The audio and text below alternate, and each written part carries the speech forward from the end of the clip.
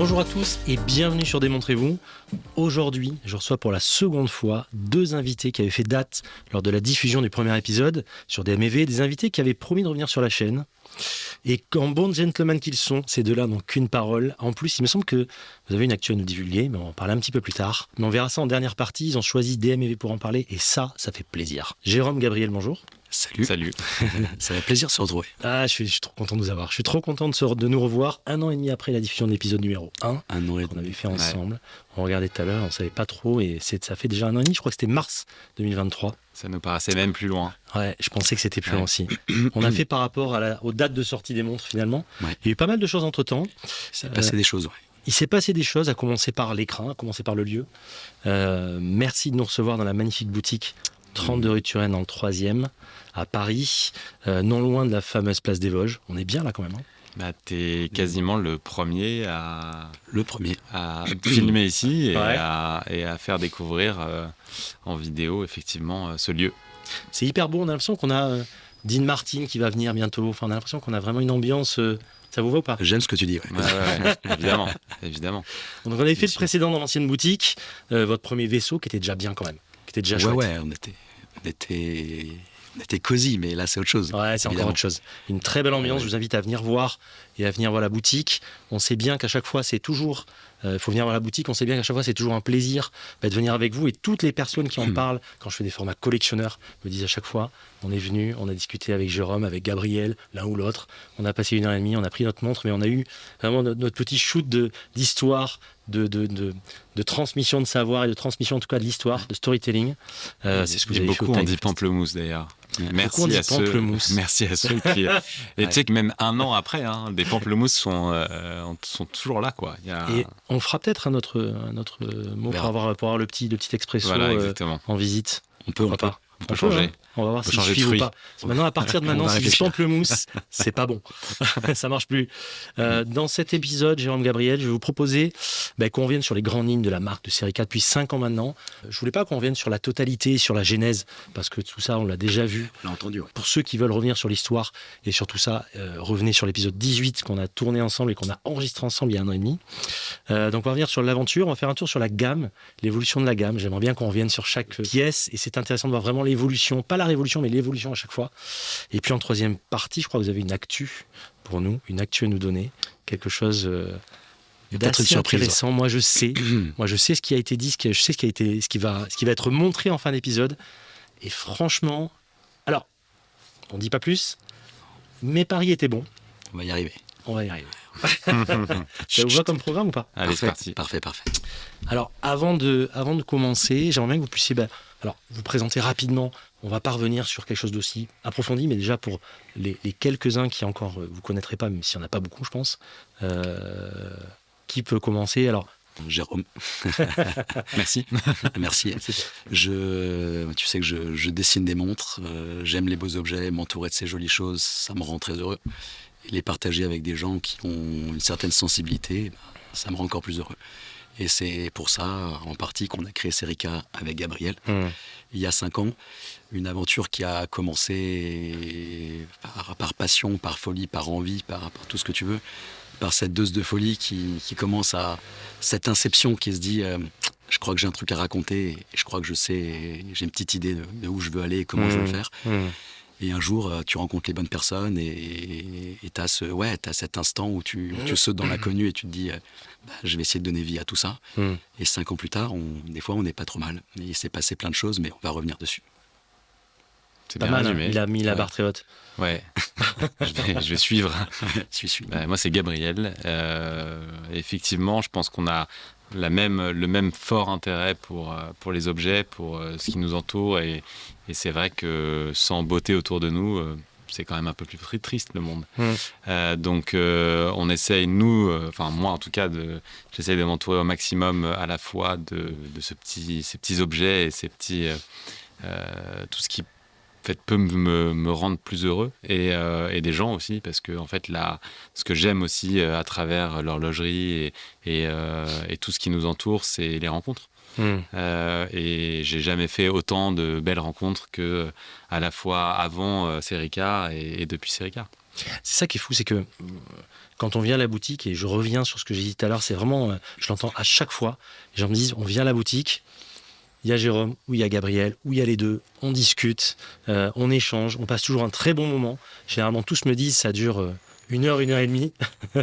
Ça peut durer. Vous êtes hyper bavard là-dessus, et il y a un bel échange qui se crée. Et ça, c'est assez rare quand même. C'est-à-dire que c'est vraiment quelque chose que vous apportez, et une vraie valeur que vous apportez.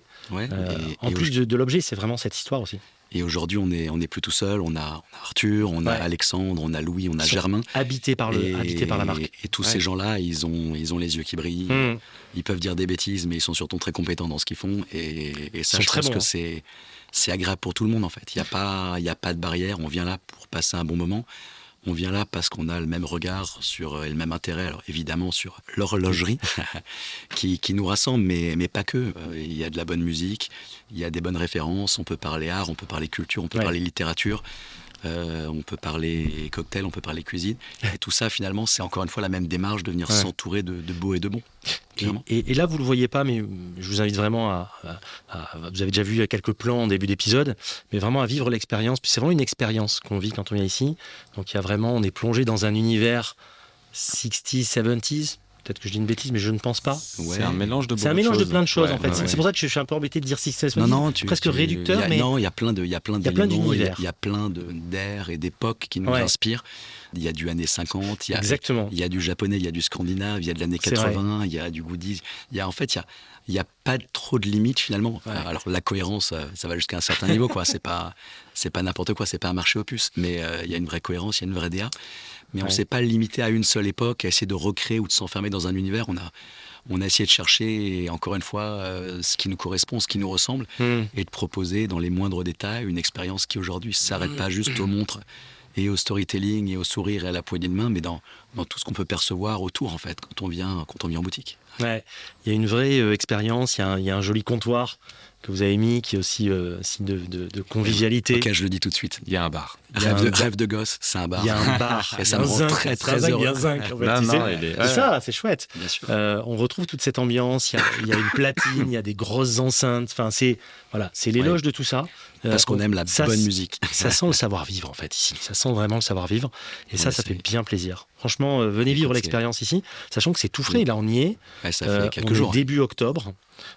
Et ça fait à peine une semaine que la peinture a séché, on peut dire. Écoute, on a réouvert il y a 6 jours, quelque chose comme incroyable. Ça. Ouais. C'est très beau. Tout frais, merci. Très chouette. Et un petit peu à l'image de vos montres, ça ressemble à rien d'autre. Ça, c'est très intéressant. Ouais, mais je pense que d'ailleurs, penser ce lieu nous a obligés à repenser ce qu'on voulait dire à travers la marque. Et d'ailleurs, on a vachement bossé avec Jules, merci, comme on va citer Jules, qui a géré, parce que c'est lui qui a...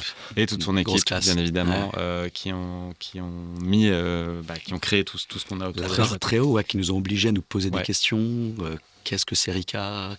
À quoi tu veux t'associer ? Qu'est-ce que vous incarnez ? Qu'est-ce que vous voulez incarner ? Et comment on va le traduire en matériaux, en couleurs, etc. Et Jules étant quelqu'un de très cultivé aussi, et qui a le même âge que nous, en fait. C'est vrai que de pouvoir s'exprimer en rêve de gosse et lui avoir toutes les rêves directs et comprendre un peu vraiment l'esprit qu'on voulait mettre à cette boutique, c'était une expérience fabuleuse, hyper plaisant. Ah ouais. Et ça vous a presque obligé de se re-questionner sur la marque. Tu prends du recul. Tu prends du recul. En fait, ça te force à prendre du recul. Parce que quand tu es dans l'aventure et dans le quotidien, en fait, tu vas tête baissée. C'est très rare ces occasions où on te dit ok, stop, on se met autour d'une table. Tu veux quel bois, tu veux quelle essence, tu veux quelle couleur. Et ça, là, Et pourquoi Et pourquoi Un peu le portrait chinois de la montre, finalement, avec qu'est-ce que ça représenterait si c'était une pièce, si c'était un endroit, une ambiance, des personnes, une musique, etc. Donc ça, c'est intéressant. Ça nous permet de faire la transition. Donc ça fait 5 ans, un peu plus de 5 ans maintenant, que la marque existe. C'est ça, je crois. Je voulais revenir juste sur l'aventure Serica depuis 5 ans. C'était quoi le why un peu à l'origine ? C'est-à-dire, qu'est-ce qui a été la motivation ? Beaucoup savent ce que vous faisiez avant, etc. Le but, c'est pas de revenir dessus. Je vous invite encore une fois à écouter l'épisode 18 pour en parler. On les fait un peu travailler, quand même, les auditeurs. C'est important. C'est bien. Quel est le why, justement, par rapport à ça ? Été 2019, c'est ça à peu près ? Ouais, en fait, il y a eu... des choses avant. Je sais pas... Est-ce que tu veux y aller ? Vas-y. Non, je sais pas si c'est pas vraiment... C'est pas un why, je pense que c'est le point de rencontre de plein de choses. C'est le point de rencontre de 2 parcours. C'est le point de rencontre d'une envie commune. Et il y a ce moment où tout est réuni, toutes les étoiles sont dans l'axe, et tu dis finalement, on a une idée, on a une vision, on a certaines Un peu compétences. l'alignement des planètes, Ouais, Sigit, comme on dit, c'est ça.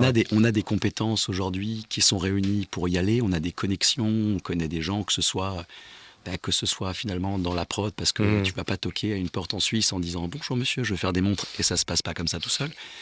Et tout ça, finalement, quand tu as cette prise de conscience que tout est aligné, finalement, t'as presque... moi, la manière dont je l'ai ressenti, c'est plus... si on n'y va pas, en fait, t'insultes un rêve de gosse, en fait. Si tu vas pas maintenant, t'es un peu heureux. Et si tu vas pas maintenant, t'iras jamais. Et une fois que tu as cette petite prise de conscience et de confiance, certainement, c'était très très dur de pas commencer à penser qu'à ça et penser à Ludo Devi, quoi, c'est sûr. Ça me fait penser à quand vous m'aviez expliqué pour le nom Serica, toute l'histoire justement, et que vous endormiez pas la nuit, et que vous repensiez à ça, vous revoyiez à l'époque. Enfin, ça a été des nuits blanches apparemment ça à l'époque, je me rappelle.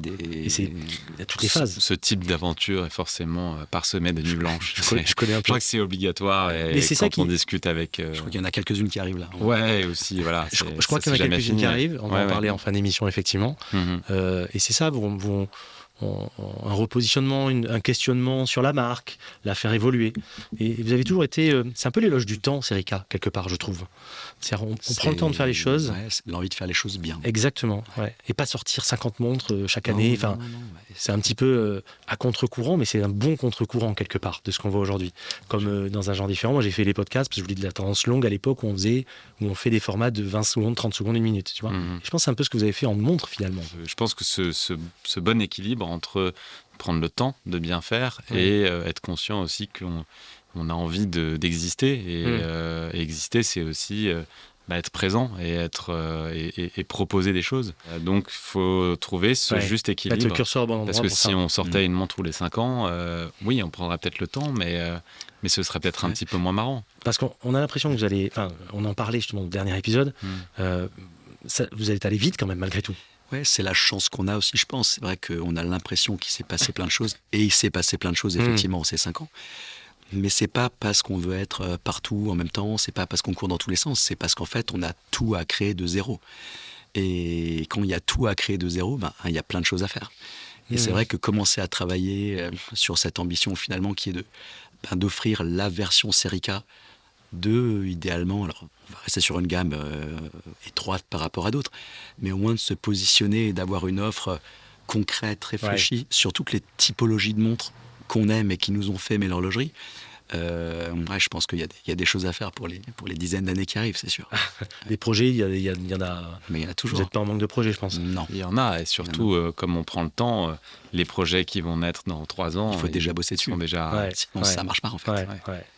Parce que si tu te retrouves finalement piégé par une date de lancement et ton produit c'est la est course pas du prêt, hamster, quoi. C'est-à-dire que vous tournez, alors vous êtes obligé d'aller trop vite après. Ouais, parce qu'en fait, on n'a que 5 ans, encore une fois, on est jeune, mais un lancement, ça se prépare avec des partenaires, ça se prépare avec la presse, ça se prépare avec des salons, ça se prépare avec des gens qui vont réaliser des contenus. Et tout ça, en fait, ça se fait pas en 5 jours avant d'y aller, quoi. Ça se prépare en amont, plusieurs mois avant, et il faut avoir les pièces, il faut que ce soit prêt. Et si t'as pas les pièces ou qu'elles sont pas belles et qu'il faut les retravailler, tu te reprends du délai forcément, des semaines et des semaines. Même si aujourd'hui on a des partenaires qu'on adore et ils se reconnaîtront, qui font de la magie pour nous, qui font des nuits blanches pour nous. Merci. Jérôme. Idéalement, on n'aimerait pas travailler comme ça. C'est-à-dire que oui, on a toujours ce truc de se dire, il y a un centième, dixième, c'est génial, couleur, ça. reflet à refaire, mais du coup, j'en ai besoin pour demain, et est-ce que tu peux le faire ? Et alors, ils nous insultent un petit peu, mais comme ils nous aiment fort, ils le font quand même. Et c'est promis, j'essaierai que ça s'arrête. Promis. Ce qui est fou, ce que j'expliquais. Est-ce que ça va être tenu ? Je suis pas sûr. On essaye. On s'améliore. Ce que je disais en off. Alors, vous excuserez déjà, Jérôme, qui a un peu la voix. Ouais, j'ai pas la voix suave de d'habitude, je m'en excuse. Voilà, c'est bon, c'est parfait. C'est mieux là, ouais. C'est parfait. Ce que j'ai expliqué en off, ce que je vous disais, ce qui est fou avec votre marque, c'est qu'on a l'impression qu'elle a toujours été là. Et ça, je pense que c'est vraiment la marque pour moi je parle en mon nom, vraiment de quelque chose de très réussi, parce que même les modèles, on a l'impression qu'ils ont finalement toujours existé, dans le bon sens du terme, bien sûr. Mais ce que je veux dire, c'est qu'ils sont très cohérents. Il y a 5 ans, et je sais que bien souvent, quand on parle de votre marque avec des amateurs, ils disent « ça fait que 5 ans ».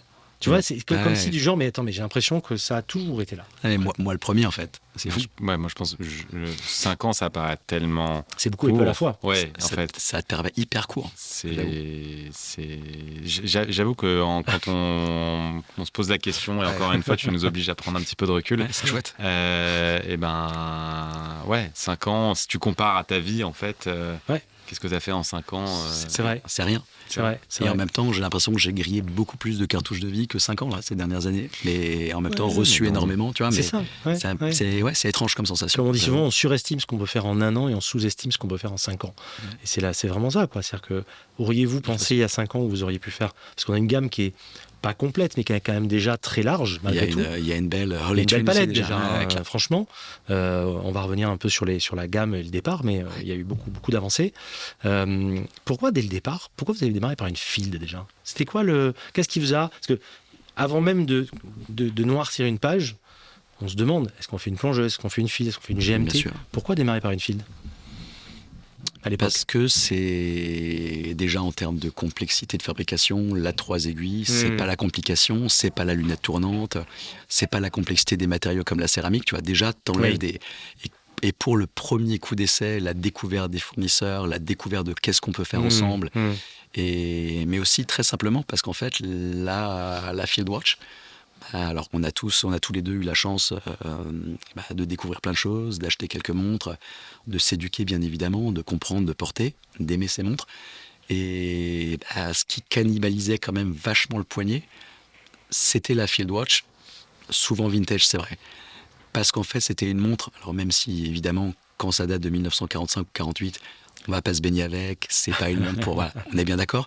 Mais en fait, il y avait une polyvalence dans cette montre.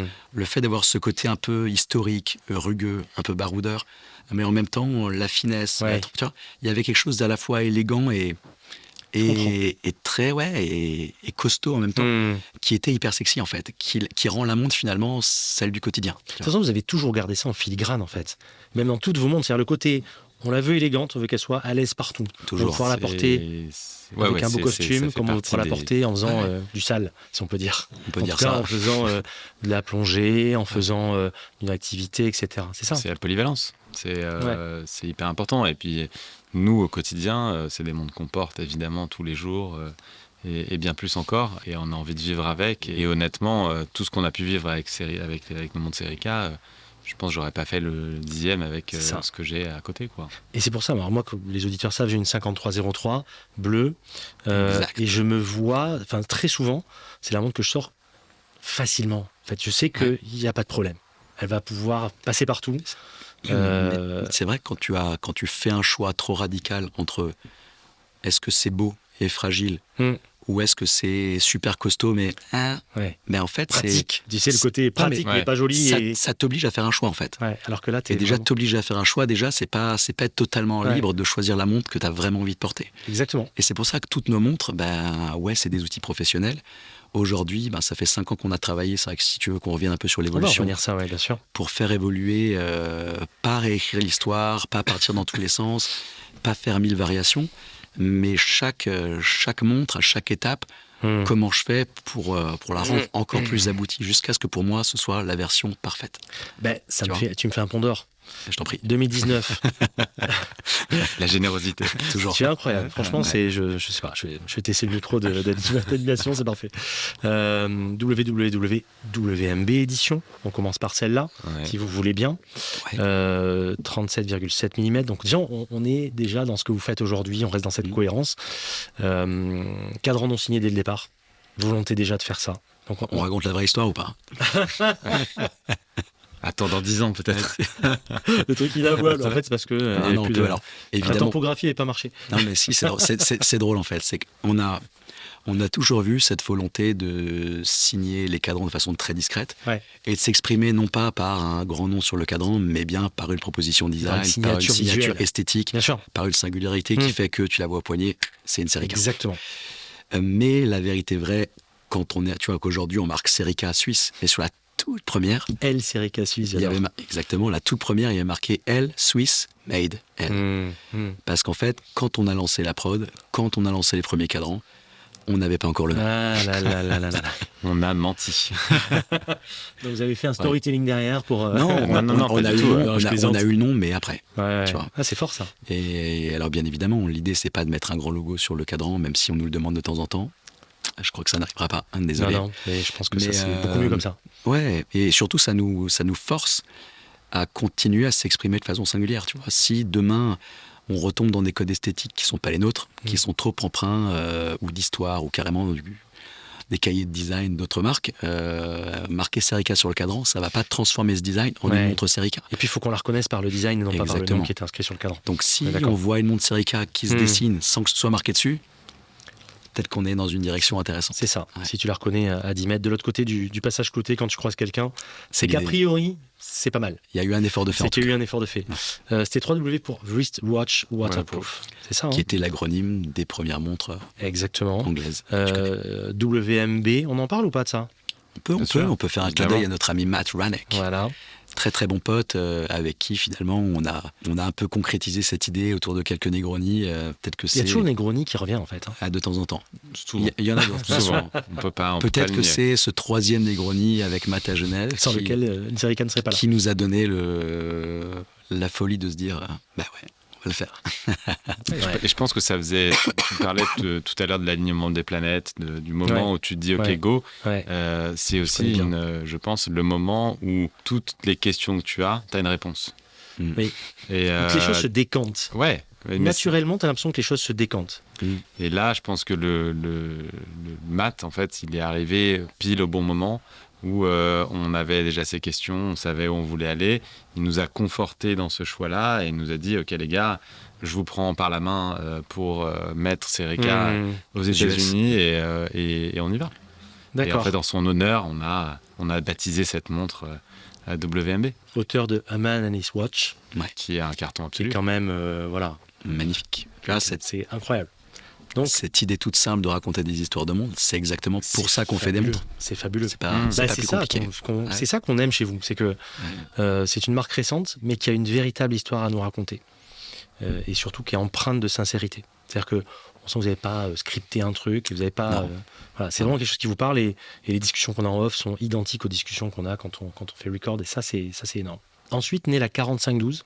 Donc, c'est un an après, septembre 2020, si je dis pas de bêtises. Non, c'est ça. En fait, c'est simple. C'est-à-dire qu'un an après, quand la prod est finie et que tu n'as plus de montre à vendre, tu as deux choix en fait. Est-ce que je rappuie sur le bouton Stop ou encore? Ouais. Est-ce que je rappuie sur le bouton et je fais Same player, play again? Est-ce que j'envoie exactement la même chose parce que c'est facile? Ou est-ce que je me demande, est-ce que avec cette année de vie finalement avec la pièce, est-ce que je me dis que je peux la faire encore mieux? Upgrader. Et la première était déjà très, très, très qualitative, tu vois. C'était quand même une boîte étanche à 100 mètres. Acier 316L, à l'époque on avait fait le choix du verre minéral parce que moins cassant que le saphir, parce que moins rayable finalement que le plexi. Était manuel à l'époque parce que c'est vrai qu'on aimait ce contact, cette routine, etc. C'était cohérent avec une field aussi pour démarrer, c'était quelque chose de cohérent. Bien sûr. Donc, mais là du coup se dire est-ce qu'on peut pas jouer avec un saphir double dôme parce qu'en fait c'est quand même cool le saphir et vous upgradez. Rayer un verre minéral et pas pouvoir le polir. On s'est rendu compte que finalement c'était pas top.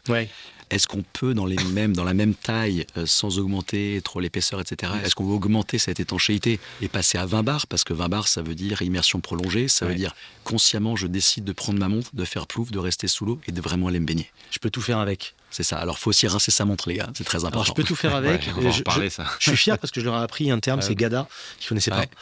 Go anywhere, do anything. Et c'est ça. C'est ça, finalement. C'est vraiment une GADA. Exactement. Toujours un mouvement manuel. À cette époque-là, en tout cas. Gros carton. Super, Et c'est aussi, mais c'est l'arrivée du bon clip. Au moment où tu l'as dit, je pensais à ça. Parce que c'est la première génération de la Field Watch qu'on a présentée sur bon clip. Quel confort le bon clip. Mais vous avez quand même twisté le bon clip. C'est-à-dire que vous n'êtes pas contenté, et c'est toujours ça votre marque de fabrique. C'est que vous, d'un classique, vous faites quelque chose de vraiment d'incontournable finalement. Le bon clip, c'est hyper confortable. Enfin là, moi, je porte la 60-90 MSL. Exact. C'est hyper confort. C'est fou. On peut adapter la taille à n'importe quelle heure de la journée selon son poignet. Enfin, c'est quand même. C'est chouette. Vous avez remis quelque chose qui, pourtant, paraissait au premier abord quelque chose qui ne reviendrait jamais. C'est-à-dire que moi, avec ma connaissance horlogère depuis près de 30 ans, dans ma tête, dans mon esprit, le bon clip faisait définitivement partie du passé. Gant. Ouais, ou faux Ouais. Ah ouais. Et vous avez réussi à le remettre au goût du jour, à faire quelque chose de beau, qui soit harmonieux, qui est juste le petit côté un peu roots, mais qui est vraiment le côté aussi très élégant avec des petites touches. Ça, c'est fort. Mais même moi, le premier, c'est la première fois où j'ai été en contact avec un bon clip. Je commande une montre militaire anglaise qui arrive par la poste et la montre est montée là-dessus. Je connaissais pas, j'avais jamais vu. Je sors le truc dans l'enveloppe, ça fait gling-gling. Ouais, c'est léger. Puis les anciens bons clips, il faut aussi dire oui, que c'est pas la même chose. tu avais des maillons centraux qui étaient à 13, 14, 12, Oui, super étroits, quoi. Gourmette pour bracelet tu vois la pompe et tu vois le bon clip en plein milieu, tu sais. Et le temps de comprendre c'est quoi ce truc, le temps de comprendre le truc, comment ça marche, tu fais putain, mais c'est du génie en fait. C'est génial. C'est confort, c'est souple. Ah, c'est fabuleux. Et alors un peu shooté aux images d'archives que je suis sûrement un petit peu, ça me dérangeait pas finalement de le porter sur une montre et la disproportion finalement était folle. Mais c'est vrai qu'aujourd'hui, quand on l'a redessiné pour nous, on a gardé le principe, on a gardé les maillons arrondis, on a poussé les finitions, faisant de l'alterné. Les petites finitions ont changé, parce que l'alterné, et on a élargi bien sûr. Ce poli sur les côtés, ce brossé central. Et puis après, on va en parler un petit peu plus tard, l'apparition du logo. La signature récente qui est très belle. Ça fait, enfin voilà, ça complète, on finit, on est toujours dans le détail. On affûte. C'est ça qu'on aime, c'est vraiment ça qu'on aime. Donc gros carton, pas encore les chanfreins, on est encore sur une boîte plus classique, un peu plus brute. Plus tool. Qui est collector maintenant, puisqu'elle a été discontinued. Exact. On continue à nous en demander, mais apparemment, de ce que j'ai cru comprendre, j'ai pas regardé, mais pas facile à trouver. Il n'est pas facile à trouver, et je pense que ceux qui ont une 4512, gardez-la, parce que c'est un futur collector à mon avis. C'est une montre qui a été produite finalement pendant 2 ans. 2 ans, c'est ça, presque 3 ans. Et alors, arrivé en 2021, de la bombe atomique, 5303. Là, je pense qu'au début, moi j'avais pris conscience que vous étiez une marque qui... À l'époque, je vous observais de loin et je me disais, bon, ils ont sorti la Field, c'est bien, c'est chouette, c'est vrai. Mais là, vraiment pour moi, le gros pavé, vraiment la montre qui apporte vraiment un gros plus, c'est quand même la 5303. Je ne sais pas comment vous l'avez vécu et dit, mais... C'est extrêmement compliqué. La plongeuse, à la fois, c'est la montre outil sexy vous avez buté tout le monde que tout le monde aime, que tout le monde aime, mais c'est aussi extrêmement compliqué parce que elle est extrêmement marquée par des designs iconiques qui sont pas ceux de Serica, tu vois. Et c'était très casse-gueule en plus parce que le milieu de la plongeuse, il y a beaucoup de choses ont été faites. Autant les fils, bon, c'est à peu près toujours le même design. La plongeuse, le spectre est beaucoup plus large finalement. Bien sûr, comment faire sans ressembler, comment faire avec son identité, comment faire et apporter quelque chose à quelque chose qui existe depuis 60 ans. Enfin, je réponds à votre place, mais c'est un peu ça quand même, non ? C'est exactement ça. Et apporter même, je parle pour Jérôme, mais il a apporté ce plus en fait, que cette lunette, qui est quand même un élément qui est vraiment caractéristique de cette pièce, avec cette double utilisation qui avait jamais été pensée en fait. C'est fou. Donc pour ceux qui l'ont pas vu, graduation classique, mais avec le quart d'heure gradué à la fin également. Ça aussi, c'est un compte à rebours. Un compte à rebours, ce qu'on voit moins sur les plongeuses, mais qui pourtant fait sens finalement pour la remontée et pour le temps restant. Et aussi et surtout les heures, donc sur la partie brossée avec les heures. Donc c'est finalement ça peut être une GMT en tout cas. Ça fait office de fonction GMT évidemment. Ça fait évidemment on n'a pas l'indicateur jour-nuit comme sur la GMT. Bien sûr. Mais en fait, on s'en sort très bien. Avec un poil d'habitude, tout va bien. Ces couleurs, c'est pour la première fois. Ah non, pas pour la première fois. Vous allez sur des cadrans de couleurs, mais avec un tuxedo sur la blanche qui est un blanc-noir. Qui est vraiment très beau.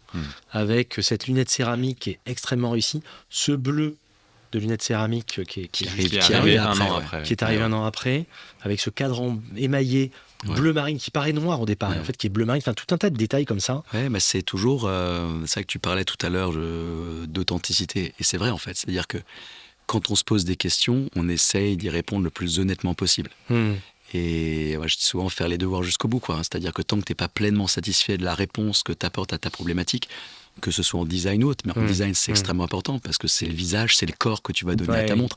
Et une fois que c'est sorti, tu fais pas marche arrière, tu vois. Tout autant de questions qu'on s'est posées et auxquelles on a trouvé des réponses qui sont les nôtres, tu vois, qui sont pas celles de de la skin diver de base des années 60. Exactement, Qui est j'aurais pas pu tomber dans le celle- piège. Alors, je vous sais assez aguerri quand même pour pas tomber dans ces pièges-là. Mais je prends un exemple tout bête, mais les pièces de boue et le bracelet ne ressemblent à aucun autre bracelet existant. Non. Et vraiment, pour moi, c'est aussi ce qui fait l'ADN de cette montre. C'est-à-dire que j'aime bien la garder sur ce bracelet, parce que je trouve que les pièces de boue font partie de la boîte quasiment. Pour moi, ça fait partie de la boîte. Ouais, bien sûr. Maintenant, tu as des pièces de boue avec le bracelet caoutchouc aussi. C'est chouette. Il est bon. Il est très bon. Et le détail, je pense, ce petit détail qui est quand même très marquant, c'est ça. Ouais, là, Tu c'est vois. incroyable. Et là, Ça, c'est dingue. l'anecdote, c'est que... Moi, je peux pas le faire, mais... Non, tu peux pas le faire, mais donc en début d'année, là, on est allé présenter Serica aux États-Unis, comme on le fait tous les ans, 2 fois par an, et on était à San Francisco, et on rentre dans, je peux le dire, chez Boucherer, là-bas, qui gros store, est magnifique, et la responsable de la boutique...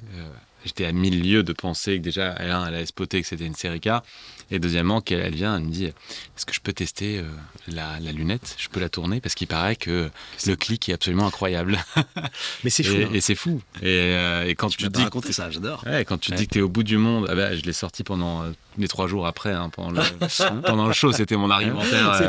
Elle m'avait livré le truc sur un plateau, c'était vraiment et c'est vrai que... C'est le running gag, en fait, le truc. J'adore. Et c'est vrai que c'est une surprise, quoi, de voir que, justement, ce petit détail, moi je me souviens, à distance, de voir Jérôme, on peut le dire, aller faire vraiment chier nos partenaires sur ce micro-détail, Il est fou, qui ce n'est pas détail. un micro-détail, en fait, qui est Bah tellement non, qui est hyper important. important. C'est comme la fermeture de la portière, tu sais, sur une voiture. Bien sûr, C'est la même chose. Tu le fais 1000 fois. Tu le Et fais c'est 1000 vrai, fois et c'est c'est vrai important. Aujourd'hui, on a des ingénieurs acousticiens de chez Mercedes ou Bien BM ou sûr. je sais pas qui, qui vont Voilà, bosser exactement. sur le sensation de sécurité Bien sûr. qui se passe quand tu fermes la porte. Mais le son, si tu veux, le son, ça fait vraiment passer l'expérience. Évidemment, le contact avec la montre, c'est visuel. Ouais. On n'aime pas, on la met au poignet, c'est ergonomique, ça doit être confortable. Et ça, déjà, Mais le son, quand tu tournes, et si ça sonne comme comme la quincaillerie, comme un jouet à 10 balles, ça gâche toute l'expérience, la montre.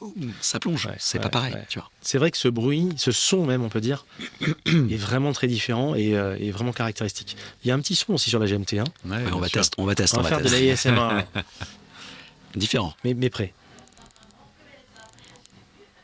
Voilà. Bon, bidirectionnel. C'est plus doux, c'est bidirectionnel. Bidirectionnel, on n'a pas Mais unidirectionnel. Très très satisfaisant. J'adore. Ça avait fait grand bruit quand elle était sortie quand même, hein, cette montre. Elle a plu. C'est vrai que elle a tout de suite plu. Les premiers retours qu'on a eus, il y avait des gens qui la comprenaient effectivement. D'autres qui, effectivement, quand t'as pas l'esthétique connue de la montre de plongée, il faut parfois un petit temps d'adaptation. On avait est-ce que l'ouverture cadran est pas trop petite, est-ce que les index sont pas trop rapprochés, je sais pas, la double lunette. Et quand elles sont vraiment arrivées après la précommande au poignet des gens, là ça a été le feu d'artifice, clairement. Ouais. Et après, la bleue est arrivée. Oui. Et là, ça a été double feu Ah d'artifice. ben là, la bleue, ça a été. Je pense que vous avez Et tué tout le monde. particulièrement en France. Ce qui est marrant, c'est que je pense que la France s'est réveillée. Ah oui, quand là, la bleue est mais arrivée. quand la bleue est Ouais. arrivée.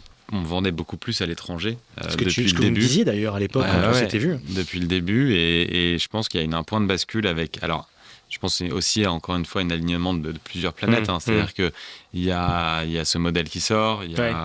C'est aussi je pense qu'on avait déjà ouvert notre première boutique. On s'en avait enregistré le podcast numéro 18. Oui. Allez l'écouter. Et donc on était présents. C'est important d'avoir un lieu où on peut accueillir les gens, où les gens peuvent essayer les montres, parce qu'une montre, c'est important de pouvoir l'essayer avant de pouvoir passer le pas.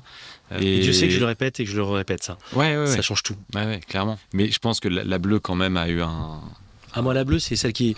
Autant les autres m'ont touché, je les ai trouvées belles, mais la bleue, c'est vraiment celle qui m'a donné envie de plonger, pour faire un joli jeu de mots. Bien. On est... à l'époque, on était sur le Newton. Ouais. Plus 4, moins 4, c'est ça, à l'époque Moins 4 plus donc 4. déjà une belle précision, quand même. Hein.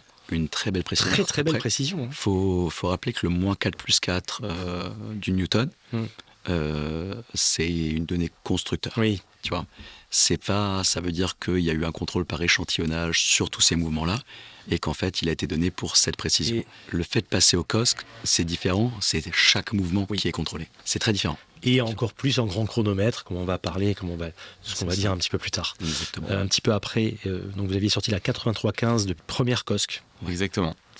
Donc là déjà, et c'est ça qui est incroyable, c'est que chaque fois que vous sortez un modèle, on upgrade. On passe encore à un niveau supérieur finalement. On arrive vraiment à des niveaux... Il y a toujours eu cette volonté vraiment de cohérence, tu vois. Ouais. Le message doit être clair.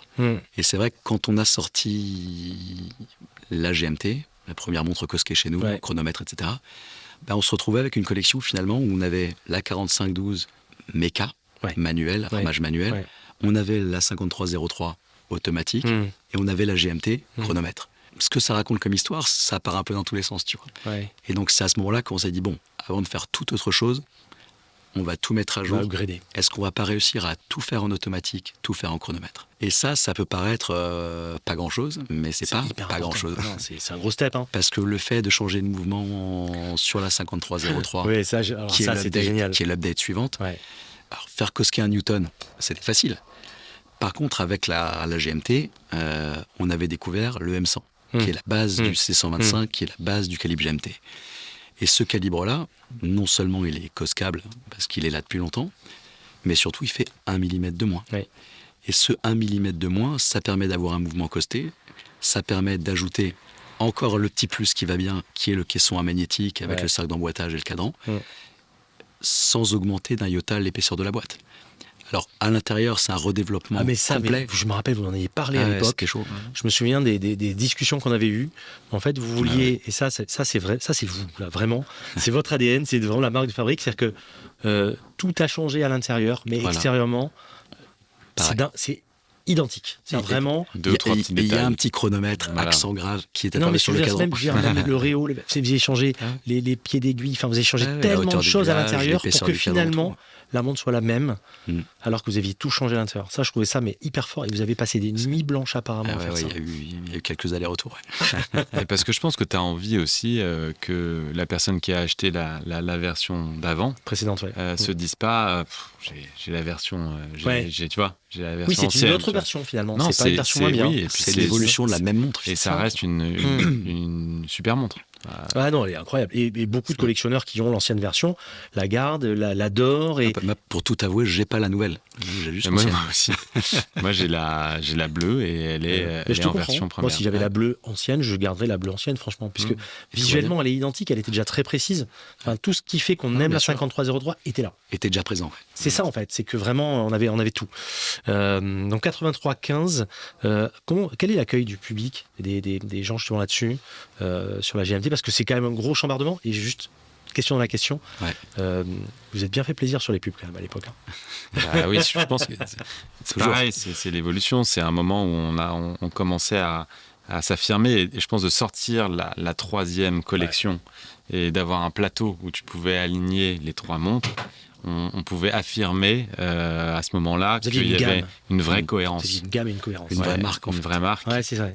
Et on va remettre à Alain ce qui appartient à Alain. Moi, j'ai toujours une discussion avec lui. Je sais pas quel épisode c'est. Notre Alain à nous, celui qu'on aime bien imiter. Celui qui a la voix comme ça. Encore m'envoyer des SMS. Il nous a d'ailleurs toujours dit que la construction d'une marque, c'était long. Tu parlais du temps long. Il sait de quoi il parle. Il sait de quoi il parle. Et maintenant, nous, on commence à savoir de quoi on parle. Et c'est vrai que je pense que tu peux prétendre te dire que tu es une marque qu'à partir du moment où tu sens que que tu es arrivé à quelque chose. Et peut-être que la GMT et les pubs qui ont suivi, etc. J'adorais vos pubs. Ça a été le moment où on s'est, on a assumé le fait que on était là et on était bien là. Et vos pubs sont géniales parce que vraiment on replonge dans votre univers. C'est on sent que, à l'instar de vos montres, les pubs sont vraiment léchées dans le moindre détail, dans le claim, dans tout ce qu'il y a dedans. Et il y a vraiment le truc, c'est pesé, c'est contrebalancé. Donc vraiment, j'adore. Et à chaque fois que vous sortez une pub, c'est un grand plaisir. C'est même un plaisir d'aller sur le site. Je sais que c'est du jus de cerveau. C'est mon petit plaisir aussi. Franchement, j'adore. Et chaque fois que vous sortez un claim, une petite punchline, ça m'amuse beaucoup. Moi, je suis en kiff parce que j'adore quand vous sortez une petite punchline sur un truc. Il faut se marrer. C'est vrai que raconter l'histoire, raconter l'univers... en images avec des phrases simples, en fait, en termes de communication, ça aide vachement, tu vois. Aujourd'hui, avec tous les efforts qu'on a fait depuis 5 ans pour écrire tout ce qu'on a dit à l'instant, aujourd'hui, le message est très simple. Ouais. Qu'est-ce qu'une montre Serica ? C'est un chronomètre automatique étanche. Point. Tu vois ? Ça me fait penser à un... Distingué. Ouais, c'est ça. C'est Et singulier. le less is more, quoi. Vraiment le truc. Et tu vois, tu me faisais penser tout à l'heure quand tu parlais de ton anecdote de la personne qui avait vu la montre, etc. Et pour les auditeurs qui suivent chaque épisode, et il y en a pas mal pour l'épisode 100, donc j'ai un collectionneur, Franck, un copain depuis 15 ans, un ami, et qui a raconté justement qu'il était à une soirée et il y avait un collectionneur de Patek à côté et qui lui a dit mais je raconte peut-être mal mais c'était vraiment ça, qu'est-ce que c'est que cette montre? Il avait la 5303 Destro, enfin gaucher, et la personne l'a regardée et a dit mais elle est incroyable cette montre, et le mec était vraiment bluffé, il ne connaissait pas cette montre, de voir justement ça. Et ça, je trouve que c'est quand même, quand on arrive à toucher ces strates d'amateurs quand même très aguerris, quand même des gens qui connaissent les codes, qui savent reconnaître du beau et qui savent surtout ce que vous avez voulu dire à travers tout ce que vous avez fait dans la montre. C'est ça surtout, qui ont cette lecture. J'avoue, c'est la démarche évidemment, mais quand c'est reconnu de l'autre côté, c'est la fierté aussi. Ouais. C'est aujourd'hui de se dire que, évidemment, on capitalise sur une culture horlogère qui nous a nourris, qui nous permet de nous exprimer à notre tour et de créer quelque chose, mais de se dire qu'on peut à la fois effectivement parler à ce collectionneur de Patek qui a tout eu, tout vu, c'est dingue, qui comprend les codes, qui comprend l'effort, la singularité, qui trouve la montre juste belle. Tout comme aujourd'hui, on a beaucoup de jeunes gens qui ont bien sûr 17 ans, c'est leur première montre, c'est mettre un gros billet, on réfléchit et ok, j'ai décidé, la montre que je veux, c'est la Serica. Et donc parler à la fois à ces deux catégories de personnes qui ne sont pas au même niveau du cheminement sur le parcours de la connaissance et de l'appréciation finalement des jolies montres. Mais le plaisir est intact, en tout cas dans chacun. Et ouais, j'avoue, ça nous fait chaud au cœur. C'est top. Oui, parce que vous avez à peu près tous les profils finalement qui viennent ici discuter avec vous et prendre une montre. Il n'y a pas de profil particulier? Non, c'est très difficile en fait d'établir un profil. Et je pense que on ne s'attendait pas forcément à ça non plus. Et on découvre tous les jours des profils différents. C'est assez plaisant, très clairement. Ouais. Et tu as une émotion différente, mais tu as la même émotion quand effectivement c'est quelqu'un qui vient s'acheter sa première montre ou sa 100e montre en fait.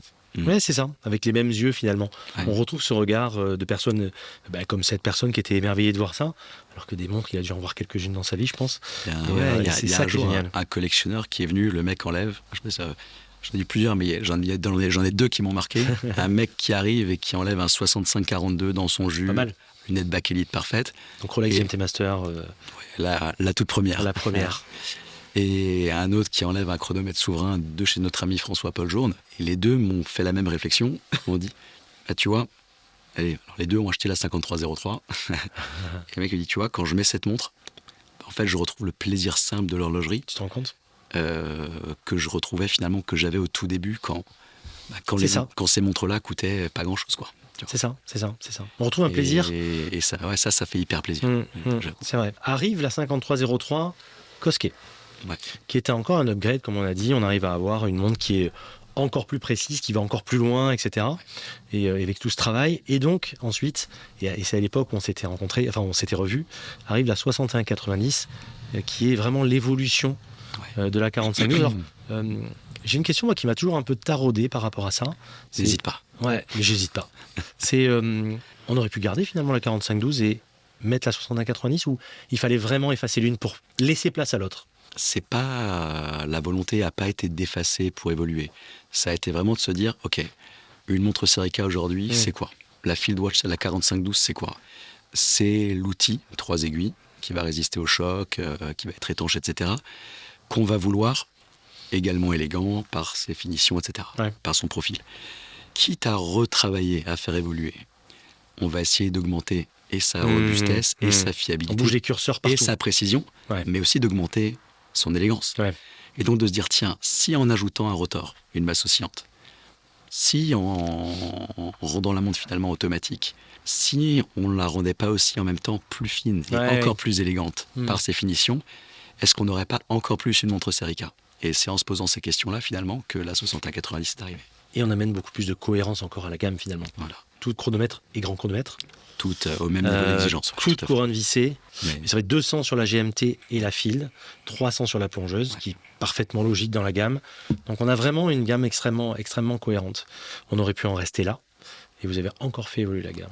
Il y a eu l'évolution effectivement de la GMT. Ça part de quoi ça? ça part de l'envie après avoir. Tu vois, c'est vrai que quand on dessine une montre, aujourd'hui, moi j'aime le monochrome, j'aime le noir et blanc parce que ça triche pas. C'est-à-dire sans venir distraire avec de la couleur, sans venir jouer, je propose une esthétique qui est forte et qui fonctionne telle qu'elle. Ouais. Mais c'est vrai qu'en ayant expérimenté avec la couleur et ce qui s'est passé sur la Diver Blue que tu possèdes, Ouais. bah justement, c'est une manière d'avoir un objet existant qu'on aime, qui aboutit, et dire est-ce que je peux jouer avec une saveur différente, C'est tu vois ? vrai. Est-ce que je peux encore raconter une histoire légèrement différente avec le même objet ? Et comme on avait la 8315 qui était une montre, et qui est toujours d'ailleurs une montre extrêmement contrastée, tu vois, c'est un design qui est très fort, quoi. Le noir, le blanc, Ouais. c'est... Ah oui, elle est ça, extrêmement contrastée. Ouais. Est-ce que, et la volonté, elle a été ici de se dire, est-ce que je peux réchauffer l'ambiance comme un voyage à l'autre bout du monde en plein hiver, et de se dire, en fait, les teintes organiques finalement de la terre, du sable, d'un cigare, d'un coucher de soleil, Ouais. est-ce que je peux pas venir réchauffer l'ambiance en créant finalement quelque chose qui est pas un aplat, c'est pas une tartine de Nutella, tu vois, pas un truc, c'est pas convertir le noir en marron. Ça, c'est chiant. Ça la change complètement et vous avez changé beaucoup plus que juste la couleur du cadran. Exactement. Mais de se dire que, est-ce que finalement, avec ces teintes organiques qui sont le rouge, le marron, le doré, le coquille d'œuf, parfois le vert sur le bracelet, est-ce que finalement, toutes ces teintes-là nous emmènent pas dans un univers différent, toujours avec de la cohérence, toujours avec du relief, et avec toujours quelque chose de très intéressant à voir, puisque, comme sur la lunette de la 5303 bleue, qui est en fonction de la lumière, de la température c'est et de incroyable. C'est l'intensité. pas la même montre selon le moment de la journée. Qui peut être grise, verte ou bleue. Celle-ci peut être marron, orange. Tu vois, il se passe plein de choses. C'est vrai. C'est pas le même marron que le cadran, c'est pas le même marron moi, que le j'avoue que je bracelet. préfère cette version que la version noir et blanche. Ouais, et moi, alors, c'est peut-être parce que je m'habille avec des couleurs chaudes 12 mois par an. Mais c'est devenu vraiment la montre que je porte le plus depuis 1 an et demi, depuis qu'elle est sortie. C'est un peu devenu ma montre. Toujours cette belle aiguille Lollipop GMT. Pour la première fois, et celle-là qu'on a gardée évidemment. Incroyable. Non, c'est signature de la montre. Non, vraiment. Et là, c'est vrai que j'avoue que la première version de la GMT, je la trouvais très belle, mais je la trouvais un peu froide. Mais c'est un avis perso. C'est affûté, quoi. Voilà, c'est sharp. Il n'y a pas de problème, c'est sharp. Celle-ci, elle apporte un petit côté. Voilà, elle est un peu plus douce finalement. De la douceur, de la douceur, de la couleur, de la chaleur. Et j'aime beaucoup. Franchement, c'est vrai que autour des index, on voit ce petit côté un peu gilt, un petit peu en tout cas doré. Enfin, c'est très très beau. Et c'est plein de petites touches subtiles. Ça me fait venir justement, par exemple, à 5303. Il n'y a pas un jour sans que je découvre un truc en fait. C'est ça aussi. Aimer sa montre et la voir évoluer dans le temps. C'est arriver chaque jour à voir un petit détail qu'on n'a pas vu la veille. Et les montres qui sont pour moi des montres chiantes sont des montres qu'on découvre dès le départ et finalement on n'a plus rien à apprendre. C'est un peu comme une musique. Je trouve que l'analogie, elle vaut ce qu'elle vaut. Moi, je trouve qu'elle est très très pertinente. Elle est très pertinente. C'est moi les chansons aujourd'hui que je peux écouter 20, 25, 30 ans après. C'est une chanson que j'ai pas forcément enfin, où j'ai pas eu le coup de foudre dès le départ. Mais j'ai appris à comprendre les subtilités de chaque note et de chaque chose. Et maintenant, je peux pas m'en séparer. Et c'est un peu pareil pour certaines montres. Et c'est toute la difficulté en fait d'apporter finalement un niveau de complexité très important, de détails, de recherche de plein de choses. Dans quelque chose de lisible et de compréhensible directement. Et tu disais tout à l'heure, j'ai l'impression que vos montres, elles ont toujours été là, les gars. C'est incroyable. C'est-à-dire qu'en fait, on est finalement dans quelque chose de familier, par plein d'aspects. Et en fait, quand tu les regardes, tu dis, en fait, non, ça ressemble à rien d'autre. Exactement. C'est ça surtout. C'est que, voilà, premier temps, on se dit, elle a toujours existé. Mais attention, ça ne veut pas dire qu'elle ressemble à d'autres choses. C'est justement parce qu'elle est tellement... déjà, il y a une part de charisme, disons, quelque chose qui se dégage de la boîte concrètement. On se sent bien. On se sent bien quand on la porte. Non, c'est vrai, voilà. Donc, je le dis parce que c'est vraiment... et c'est une marque qui a vraiment une place à part. Donc, je continue à vous le dire. 61,90. Donc, rupture. Fin de la 4512. Effectivement, comme vous disiez, elles répondent chacune à une fonction, ou en tout cas oui, il y a une fonctionnalité quelque part, il y a un usage. C'est pour ça que la 4512 a laissé place à la 6190 avec ces 3 fameux cadrans. Exact. Comment ça a été accueilli de la part du public justement ?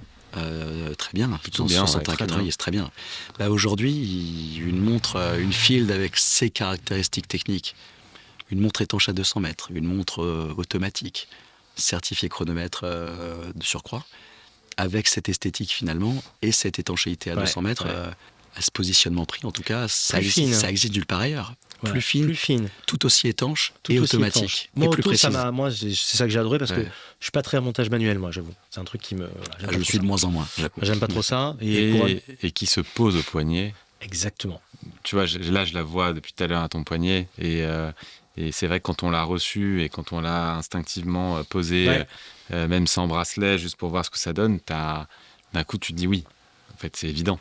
Les C'est quelques évident que c'était ça qu'il fallait Combien faire. elle a gagné en épaisseur par rapport à la Non, 4512? on est passé de 11,8 à 10,4. On a perdu 1,4 mm. C'est énorme. C'est énorme. C'est énorme. Énorme. Surtout que j'insiste aussi, ça je le disais dans un épisode aussi, et merci. Alors évidemment, c'est une évidence pour mes fonds dans Saphir. C'est évident, mais bon, c'est important de le redire malgré tout. Et surtout fond plat. Ouais. Parce qu'un fond plat, la montre est fine, mais elle n'a pas essayé de tromper. Parce que parfois, il y a des montres dont la carrure paraît fine, bien sûr. mais on triche en dessous en faisant un fond arrondi. Non, là, elle est fine, mais le fond est plat, quoi. Donc, elle se pose complètement sur le poignet. Et ça, c'est super important. C'est une vraie.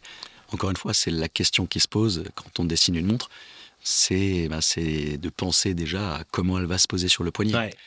Et si la montre est jolie, mais qu'on la pose sur le poignet et qu'en fait c'est une tranche de marbre, oui, c'est ça. C'est marche une pas, cheminée, c'est pas drôle quoi. Ouais. C'est pas la peine, quoi. J'ai vu des montres comme ça. Ouais, on en a tous vu. Ouais. C'est la montre que tu prends en photo de face, mais dès qu'elle est un peu comme ça de biais, ça marche plus. J'avais vu ça avec Moins des bien. montres. Effectivement, tu les vois, voilà, tu fais un wrist shot, les gens disent waouh. Par contre, faut pas faire ça. Hein. Ouais, C'est ça. ouais. Et en tout cas, en teasant un petit peu, celle que vous allez me montrer après, c'est en la regardant comme ça que je la préfère encore. Parce que C'est fino. Ouais. c'est vraiment chouette. La MSL qui sort, mai 2024. Mhm. On en parle un petit peu. On Donc, peut. La volonté là, c'était vraiment de se dire ok, on a quelque chose d'extrêmement cohérent. On a 3 collections. Elles sont au top de ce qu'on peut offrir aujourd'hui. Ouais. On avait envie de s'amuser déjà. On avait envie de proposer finalement une esthétique sur cette montre-là qui soit moins celle du cahier des charges de l'armée anglaise de 45 et 48, c'est ça, mais de refaire une esthétique qui soit plus celle de Serica. Et dans l'esthétique des cadrans, évidemment, il y a des éléments qui sont importants, qui sont notamment, parce qu'il y en a plein, les index satellites reliés à la minuterie qu'on retrouve sur la 5303, ces index rapprochés qui viennent vraiment se caler sur l'aiguille des heures, etc. Et qui font que la nuit, on a une lisibilité. C'est très surprenant la première fois la nuit parce que on a un cadran très resserré comme ça, on lit très facilement. La visibilité est accrue. Pas forcément quand l'aiguille pointe sur l'index, ça marche. Ça va tout seul, c'est évident. Et du coup, on s'est retrouvé avec une montre finalement qui avait une personnalité très différente, qui avait peut-être une proposition esthétique au niveau du layout du cadran qui était plus Serica et qui nous a donné la possibilité de faire revenir le cadran blanc. Parce que le cadran blanc, c'est quelque chose qu'on nous a demandé depuis 5 ans. C'est quelque chose sur lequel je me suis un peu cassé les dents et que j'ai refusé de faire. Il m'a demandé beaucoup. Il a poussé. Tous les jours pendant 3 ans. Mais en fait, j'avais pas envie de tomber dans cet écueil de me dire ok, je veux du contraste, j'ai un cadran blanc, je mets des index en lume vieillie parce que c'est cool, c'est marron et ça fait vieille montre et le cadre mais on et ça tombe marche. pas dans la facilité chez Serica, on le sait très bien. C'est pas l'idée. C'est pas nouveau. Non, mais surtout pas dans le faux vintage, faux patina, etc. Les choses qui singent quelque chose. Parce Voilà. qu'on fait des montres modernes, des montres performantes, tu vois. Et c'est vrai que se dire j'ai plus d'index, chiffres arabes, romains, etc. Mais on a des formes géométriques et donc qui se prêtent hyper bien à l'exercice des index en applique, du cerclage. Ils sont beaux. Ça permet de remettre de la lisibilité et du contraste. Et ça marche bien. Il y a vraiment de quoi voir. Il y a un cadran riche, quoi, finalement. Il y a du relief, il y a du volume. Ouais. Les index satellites qui reviennent comme ça, justement. C'est chouette. Ce cadran, et c'est un peu gentrifié, on peut dire, mais sans renier ses racines d'exploratrice. C'est ça que je trouve chouette. Parce que ça reste tout aussi étanche, tout aussi automatique, tout aussi chronomètre. Tu vois. C'est là où vous êtes très fort. Vous mettez toujours le curseur, et c'est pas simple au bon endroit. On essaye. Apparemment, ça marche. Avant, on parlait de Sainte Trinité à une époque. Maintenant, on parle de Sainte Trinité, mais différente pour les couleurs. C'est la 2e fois aujourd'hui. J'adore. C'est pas mal quand tu commences à avoir une analogie comme ça. Non, je prends. Donc, noir, gris tempête, blanc. Vous m'aviez envoyé les 3 pour faire l'essai. Gris tempête, magnifique. J'adore. Et cool. Incroyable. Les couleurs qui n'existent pas. C'est notre spécialité. Des couleurs qui n'existent pas au catalogue de qui que ce soit, et surtout des couleurs qu'on voit pas et qui s'accordent très bien. Enfin, franchement, c'est une couleur et qui twist, qui change complètement la montre. C'est vrai qu'on aime jouer, j'avoue, avec ces matériaux qui vont évoluer. On parle de la céramique tout à l'heure, tu vois, avec les variations de perception, avec les intensités et les températures de lumière. Le cadran émaillé, c'est pareil. Donc là, quand on prend cette teinte, on l'a baptisé gris tempête, c'est cool, c'est le monde d'exploration, certains diront que c'est taupe. Et en fait, en fonction de l'exploration, en fonction de l'environnement dans lequel tu te situes, c'est vrai qu'il peut paraître extrêmement gris. Mais c'est ça qui est fou. Carrément marron, carrément sable. Tiens, ça évolue vachement. Non. Et en fonction de l'été, l'hiver, si tu le portes, enfin, couleur de peau, c'est fou, quoi. Comme il peut changer. Il fait bien ressortir l'acier, le 316L qui pète comme ça. C'est très beau. C'est dense. C'est très dense. Il y a une grosse lecture à faire. Et alors le cadran blanc au départ, moi, c'est pas mon truc, les cadrans blancs en général. Mais je trouve que là, ça l'a fait popper. Ça l'a. C'est tellement, très beau. C'est tellement peu commun finalement de réussir un cadran blanc. Il y en a peu. Que quand ça marche fort. Vous acceptez l'analogie Explorer 2 ou pas? Analogie dans le sens où je trouve que, en fait, ce qui est fou avec ces montres, comme la vôtre, c'est que dans l'absolu, on a envie de toutes les avoir. Bien sûr. C'est ça que je veux dire. C'est que quand c'est comme pour les Daito, blanc, noir, etc. Bien sûr. La plupart des gens ils disent j'adore le blanc. Tu le montres le noir, j'adore le noir. Nous c'est pareil. On voit la gris tempête, on voit la blanche, on voit la noire. Et à chaque fois qu'on la met, on se dit celle que je préfère, c'est la dernière que j'ai mise au poignet. C'est celle-là. Et c'est un très beau compliment. Merci. Et ça, franchement, je le pense sincèrement. Mean Sea Level pour MSL. Donc ça représente le niveau de la mer. Exactement. C'est beau. Parce que c'est une couleur déjà pour le blanc. C'est des index en applique qui font appel finalement à quelque chose de plus rugueux, qui appelle à l'alpinisme, etc. Et on a eu la chance, c'est vrai, en 2022, d'avoir cet alpiniste, cet ami, alpiniste colombien, Nicolas Diaz, qui a gravi le mont Denali en un temps record à l'époque. Et cette montre-là s'est aussi inspirée de ses aventures, de son univers. Et avec une 45-12 au poignet. Avec une 45-12. C'est très chouette. Mais la 45-12, c'est plus la montre de terre, tu vois, en termes de oui, en termes d'ADN, concrètement. Exactement. Couronne non vissée, etc. L'index en applique, les formes géométriques, c'est plus l'alpinisme pour moi. Tu vois. Je comprends. Plus, on retrouve le relief, finalement. On s'élève un petit peu. On est dans un beau champ lexical, en tout cas. J'adore. Est-ce qu'on peut... J'aimerais bien que vous me racontiez un peu les grandes phases en big picture vraiment de la création, le lancement d'un modèle. C'est-à-dire, ça part de quoi? On a envie de faire un modèle, on fait un premier je dis croquis pour faire très simple. Comment ça se passe concrètement? On pose des idées, on en parle. Comment ça part? Moi, je pense que tu vas avoir deux points de vue qui vont être pas opposés, mais en tout cas différents, parce qu'on n'a pas le même métier au sein de cette entreprise. Et c'est très bien, ce qui fait la complémentarité. Je pense que d'un point de vue purement produit, il faut que la créativité arrive, et la créativité, elle met du temps à arriver. Elle se décante quelque part. C'est pas un coup de crayon qui va révéler tout de suite. Et ça prend du temps, ça prend un vrai besoin de se concentrer, d'être vraiment, de s'immerger dans la pièce. Après vient le moment où on arrive à un stade où on peut se dire, on s'organise. Allez, on va commencer à s'organiser, on va organiser les choses, on va mettre tous nos pions et on va savoir un petit peu. Un truc comme ça? Non, pas du tout. Non, je sais pas. Si tu veux, on peut commencer par la création et ensuite par l'autre partie. C'est peut-être plus logique, non? Vas-y. C'est vrai que j'insiste souvent sur ce fait-là, mais en fait, on me demande souvent, et alors, tu dessines, tu commences par quoi, tu réfléchis? C'est ça qu'on a envie de savoir. Moi, j'ai pas été, déjà, j'ai pas une formation de designer, mon trait de crayon, il s'arrête au smiley. J'exagère, mais pour les portraits, pas pour les montres, évidemment. Mais le trait de crayon, pour moi, il vient en dernier. On commence pas par un trait de crayon. D'abord, on se pose des questions. D'abord, on se dit, ok, j'ai une envie, j'ai une vision, est-ce qu'elle est cohérente? Et une fois qu'on voit exactement ce que la montre doit incarner, ce que la montre doit représenter. Vous commencez par des mots que vous mettez dessus, finalement. Des envies. Tu vois, c'est des envies. Qu'est-ce qu'elle doit incarner? On développe un cahier des charges extrêmement, extrêmement rigoureux, et qui soit que le cahier des charges, finalement, soit technique ou poétique ou plein de choses. Et seulement après, moi, je sais que je mûris énormément les choses. J'y réfléchis 24 heures sur 24, parfois pendant 6 mois, parfois pendant 1 an, avant de mettre le premier trait de crayon. Et une fois que tout ça, ça s'organise vraiment bien dans ma tête, j'ai ok, je crois que j'ai une solution, je crois que j'ai une idée cool. Maintenant, il faut lui donner une forme. Et la création, chez nous, c'est vraiment dans ce sens-là.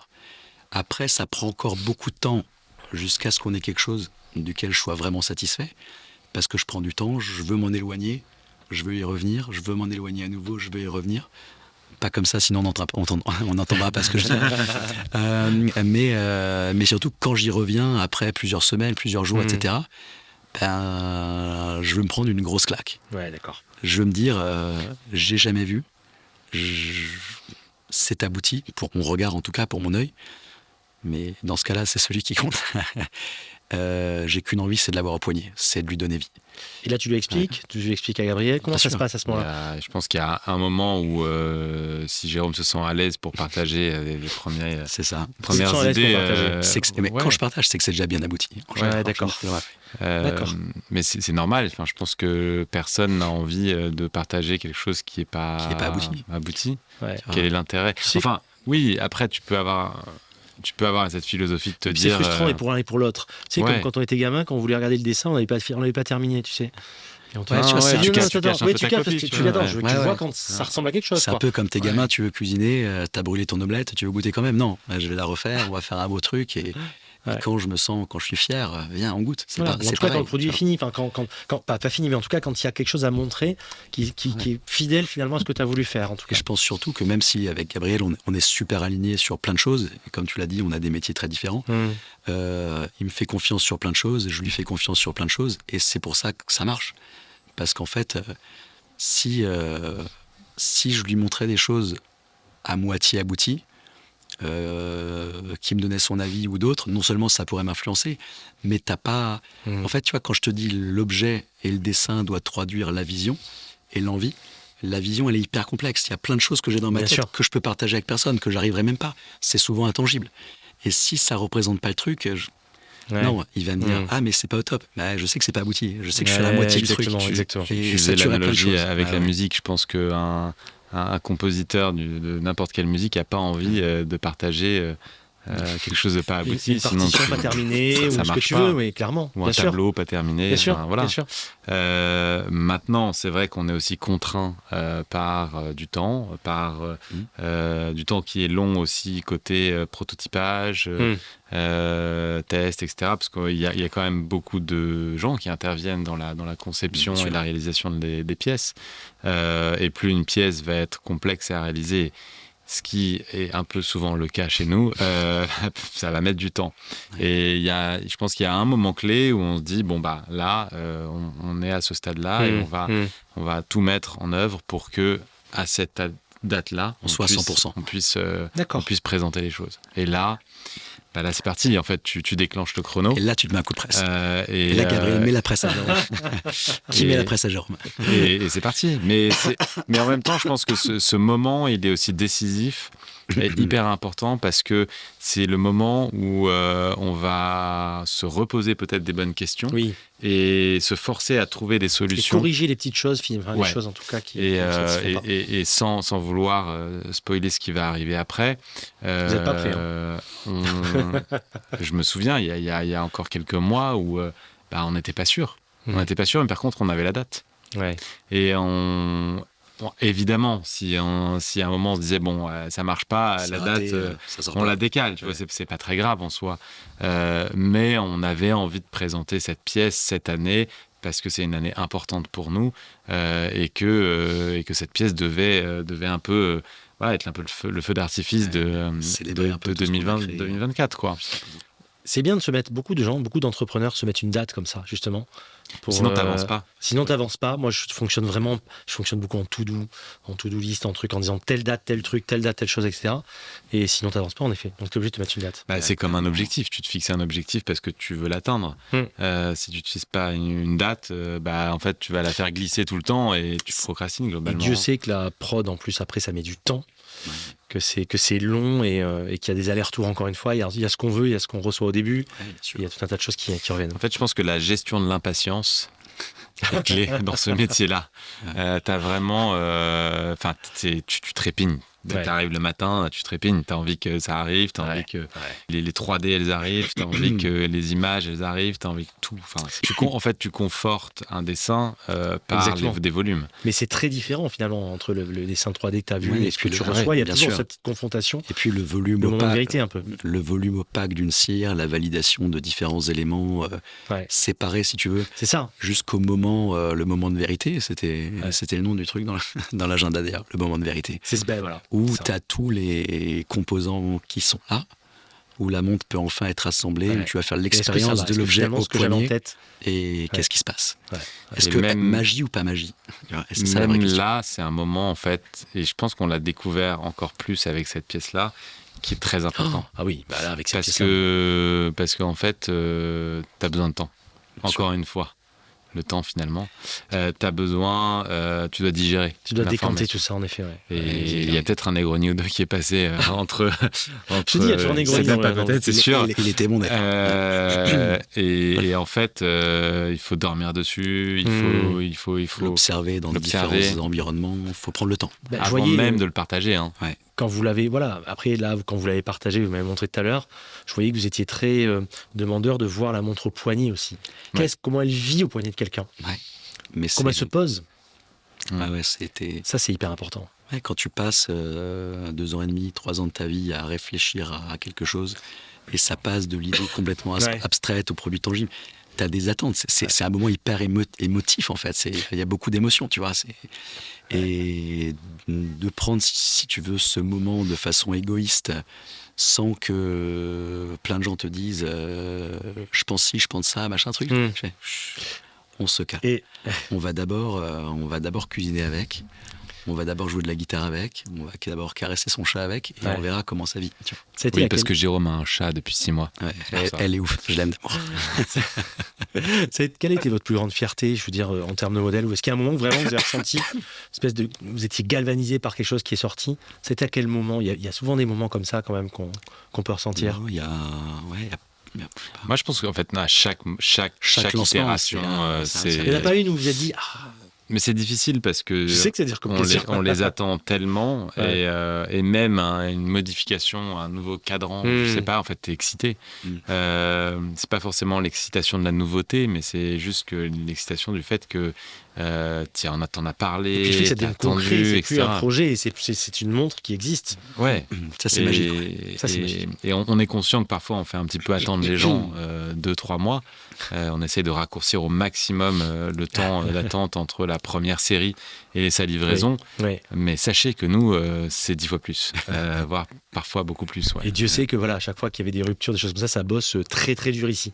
Donc c'est pas Bon, ça Non, ne non, sonne ouais. pas les pouces. Ouais. c'est pas du marketing de la rupture. Hein. C'est vraiment Non. vous êtes au taquet. Non, et puis tu parlais de la construction de la marque. La rupture, c'est pas volontaire, c'est juste ce que qu'il y a je dis, aussi c'est purement financier. Et puis il y a ça, puis c'est peut-être aussi Aussi. une volonté de bien faire également. Aussi, ouais, bien sûr. Parce Ouais. que Parce que si la montre est pas prête, elle est pas prête. voilà, tu vois. tout simplement. Et dire aux assembleurs en Suisse, Chez vous, dépêche-toi, fais ça en une journée au lieu de 15 jours. c'est s'exposer ou à des 20 jours, emmerdements par la suite. Ça veut dire que demain, la montre, elle sera moins bien assemblée, moins Voilà, bien c'est ça. vérifiée, il y aura un C'est ça. problème, C'est ça. les mecs seront pas contents. Et à juste titre, tu vois. Et aujourd'hui, quand tu as une démarche de qualité qui s'exprime sur la durée, tu peux pas faire ça. T'as pas le droit. Ouais.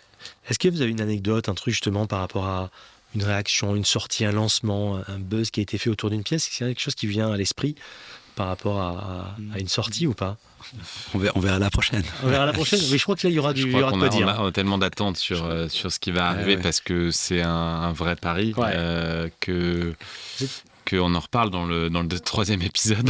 Vous avez plus le track, entre guillemets, qu'habituellement sur cette Non, pièce ou c'est- pas? On aurait sorti cette pièce il y a 2 ans. Elle est là. En fait, on aurait eu, je pense, moi j'aurais Ouais. peut-être plus de track. Aujourd'hui, on est suffisamment confiant et surtout, on est, je pense, plus. On a une telle force de proposition sur ce qui va arriver que en fait c'est plus encore une fois de l'excitation Ouais. et je pense que c'est une montre aussi qui arrive au bon moment encore une Ouais. fois par La rapport synchronicité. à nos envies, par rapport à ce qu'on avait envie de faire. Aujourd'hui, avec cette montre, on envoie quelque chose qui est qui est globalement totalement nouveau en fait. Ouais, c'est incroyable. Et cette force de proposition qui pour moi est essentielle dans une marque, parce qu'en fait, évidemment, on est enthusiast, comme disent les Américains, on est connaisseur, on est collectionneur parfois, on aime les montres et pas que nos montres, je le répète. Ça, c'est autre chose. Et être cette force de proposition justement qui ne suit pas une tendance, qui ne crée pas suite à des retours marché, mais qui crée par envie de proposer et de faire du beau et d'écrire ça à sa manière, je pense que c'est essentiel, vraiment. Pitch. Ouais, allez, vas-y, pitch. Il est très bon pour Ok, pitcher. alors, on va la faire. Toi, tu l'as déjà vu. Moi, je l'ai déjà vu. J'adore. L'idée, effectivement, c'est très différent. C'est un contre-pied à plein d'égards. La pièce est très différente de tout ce qu'on a fait jusqu'à présent pour une raison extrêmement simple. Sur les 5 dernières années, on l'a dit, on l'a redit, on s'est exprimé sur la montre instrument. La montre instrument, c'est une montre dont le cahier des charges va commencer avant toute chose par un besoin de lisibilité, par un besoin de précision, par un besoin d'étanchéité, par un besoin donc de fiabilité. Une fois qu'on a tout ça, on rajoute évidemment tous les codes imposés finalement de l'exercice, que ce soit plongeuse ou GMT ou field. On a besoin encore une fois, ok, je veux pouvoir mesurer un temps, j'ai telle lunette, j'ai le second fuseau horaire, etc. Une fois qu'on met tout ça dans la bassine, finalement les choix ils deviennent extrêmement subtils. Comment j'exprime ça, mais on est extrêmement guidé. Et nous, depuis 5 ans, dans un temps 2, évidemment, on se pose les questions suivantes, de se dire, j'ai répondu à toutes ces questions à ma manière, maintenant je vais en rajouter une couche en me demandant comment cette montre, malgré toutes ses caractéristiques et ses compétences techniques, comment je vais faire pour la rendre plus polyvalente, encore plus portable au quotidien, plus élégante, plus fine, quel matériau je pourrais utiliser, comment on va jouer en termes de chaleur, en termes de réflexion, en termes de reflet. Tout ça, ça vient dans un temps 2. Là, ce qu'on a voulu faire avec cette montre, ce qu'on a fait, c'est vraiment de se dire, ok, joyeux anniversaire les gars. Notre ambition a toujours été de s'exprimer non pas que sur la montre instrument, mais sur toutes les montres qu'on aime. Et cette année, on va célébrer en inversant finalement les polarités et en se disant, ok, à quoi ressemblerait la montre Serica élégante ? On va pas l'appeler Dresswatch et tu sais pourquoi. Mais elle a donc été de se dire, ok, mes premiers questionnements, ça va être comment Serica s'exprime finalement sur l'unicité, sur la finesse, la sophistication, l'élégance, la forme, la finesse. Et dans un temps 2, parce que ça reste une montre Serica bien évidemment, et ça ne doit pas que rester une montre de forme et une montre d'apparat, comment dans un temps 2, cette montre-là, je vais la faire plus précise que les autres, peut-être automatique malgré la finesse. Comment je vais la rendre plus étanche que les autres. Et en se posant toutes ces questions, on a créé une montre qui est une montre Serica, certes, mais bien évidemment qui y ressemble pas, puisqu'en fait qui ressemble, le lien de filiation à conserver était important. On l'a dit tout à l'heure, on n'est pas là pour jouer à la montre et faire des choses qui ressemblent dans différentes catégories de jeux. On est là vraiment pour créer cette identité de marque forte. Elle est très reconnaissable. J'espère. Ça, c'est chouette. Elle ressemble à rien d'autre, c'est sûr. Elle ressemble à rien d'autre, et quand on la voit, et quand on la verra, les gens verront, à terme, ils diront, c'est une Serica. On reconnaît l'affiliation. Ouais, surtout que pour cet exercice-là, c'est vrai que sur les montres instruments, j'ai eu une mallette d'outils extrêmement forte. Tu vois, ces aiguilles Brodaro, ces index recentrés, ces échelles que j'ai essayé de réinventer différemment, que ce soit pour la plongeuse ou pour la GMT. C'est des éléments, si tu veux, extrêmement forts en termes d'ADN, en termes de personnalité, et qui permettent, sans réinventer la roue, finalement, de s'exprimer vraiment avec singularité. Là, sur la nouvelle, j'étais un peu... ok, ta caisse à outils, tu la mets de côté, va trouver d'autres solutions. T'es pas feuille blanche, mais en tout cas, t'as pas les mêmes éléments que tu avais sur les autres, bien sûr. Tu peux partir dans plein de directions, différentes. Et cette montre s'appelle la référence 1174 Parade. On la sort ? On la sort. On la remet au poignet ? Allez, c'est parti. Vous allez pouvoir la remettre. Voilà. Non, parce que quand même, pour vous dire qu'ils les avaient au poignet en début d'émission, j'aurais dit, attendez, si vous les teasez, il faut les sortir, et vous allez les mettre après. Ça me va. Elles sont incroyables. Alors non, mais vas-y, toi, surtout. Vas-y, toi. Moi, je vais réessayer pour vous montrer. Non, on va la regarder. Voilà. Je vais prendre... Toi, t'as ta préférée, je sais déjà. Moi, ma préférée, c'est très simple. Ma préférée, c'est celle-ci. Alors, le Eye Coacher, au départ, je suis allé sur la noire. Ouais. Alors, à noter que celle-ci est un modèle... c'est encore un prototype. C'est encore un proto, donc elle n'a pas le cadran exactement comme aura la définitive. Mais voici avec ce cadran. et que moi j'aime beaucoup. Et vraiment, on a, alors ce que j'expliquais, donc là vous allez voir un petit peu des close-up, un petit peu voir comment c'est. Là où je la trouve la plus belle, c'est vraiment quand on la regarde comme ça, parce qu'on voit vraiment ce step comme ça, Les qui est strates, très beau, les c'est très joli. Ce bracelet qui est parfaitement intégré, c'est 18-14 Exactement. c'est ça, 18-14. Cette couronne qui est bien intégrée, il y a un épaulement de couronne et qu'on retrouve à 9h également. Il y a un cadran soleillé avec... Il y a plein de questions qui ont été posées, évidemment. Ouais. La première montre de forme chez Serica, c'est d'ailleurs d'où vient son petit nom, puisque la forme d'une montre peut s'exprimer en chiffres. Ouais. Simplement un ratio hauteur par largeur, et on a tous entendu parler, que ce soit à la Renaissance ou chez des amis horlogers, et de la suite de Fibonacci, du nombre d'or, etc. Ça. Qui est lui de 1,1618, si je dis une bêtise ou pas. Je crois que c'est ça. Je crois que c'est ça. Et chez nous, notre nombre d'or chez Serica, il est de 1,174, et d'où le nom de cette référence, 11,1174. Sans voix. Je vais finir par murmurer, c'est horrible. Ouais. On a mis les niveaux pour qu'on t'entende quand même. Ouais, j'espère. Ouais. Donc c'est une montre de forme. On a cette forme de stade, cette forme d'ellipse contrainte finalement. On voulait de la douceur, on voulait de l'organique, mais on voulait pas, si tu veux, une montre de dandy, une montre bijou, tu vois. On veut jouer dans la cour de l'élégance, de la distinction. Mais d'élégance portable. Exactement. C'est tout. Vous avez quelqu'un qui est venu tout à l'heure, qui dit voilà, mais qui expliquait et qui disait moi j'ai des montres dress. J'ai des montres dress, mais je peux pas les porter parce que s'il pleut, parce que si, là, ça. Là, on a le meilleur des deux mondes finalement. Là, on a une boîte. Alors, je sais pas si on se rend vraiment compte de la présence de la montre au poignet. Certainement, il y aura des jolies vidéos, je n'en doute pas. Mais on est quand même sur une proportion qui est donc à 35 mm de côté. On va dire corne à corne, mais on va dire une longueur, parce qu'il n'y a pas de corne, une longueur de boîte qui est à 41,1, donc qui est quand même présente. Mais une finesse de boîte à seulement de 8,6 mm, malgré cette étanchéité à 10 bars. Et cette montre, elle peut paraître élégante, elle peut paraître extrêmement fine, raffinée, etc. Mais c'est une montre technique, en fait. C'est une montre technique où on allait chercher cette étanchéité, malgré la finesse de la boîte, en créant finalement ce boîtier sandwich, dans lequel la bande de carrure est vraiment prise entre la lunette et le fond de boîte, et où on a ces 4 vis qui viennent traverser toute la carrure, choper l'intérieur de la lunette et vraiment augmenter cette compression. Et c'est comme ça qu'on arrive à une vraie étanchéité. Je te l'ai dit, je te l'ai dit à peu près 10 fois. Le fond de boîte, je l'adore. Je l'adore. On a une autre forme géométrique que sur le verso, en fait. J'adore le fond de boîte. On ne se lasse pas de la regarder. Elle est surprenante. Comme je te disais en off, j'ai gagné les paris puisque d'aucuns disaient que ça serait soit un chrono, soit une dress. Moi, j'ai toujours pas de dress, mais tu m'as compris. Faire attention chez Serica, chaque mot compte. Toujours. Mais en tout cas, plutôt dress en tout cas. Plutôt habillé, effectivement. On retrouve cette lunette et ce brossé de lunettes de la Field. C'est assez drôle pour cette affiliation. Il y a toujours un petit écho qui revient.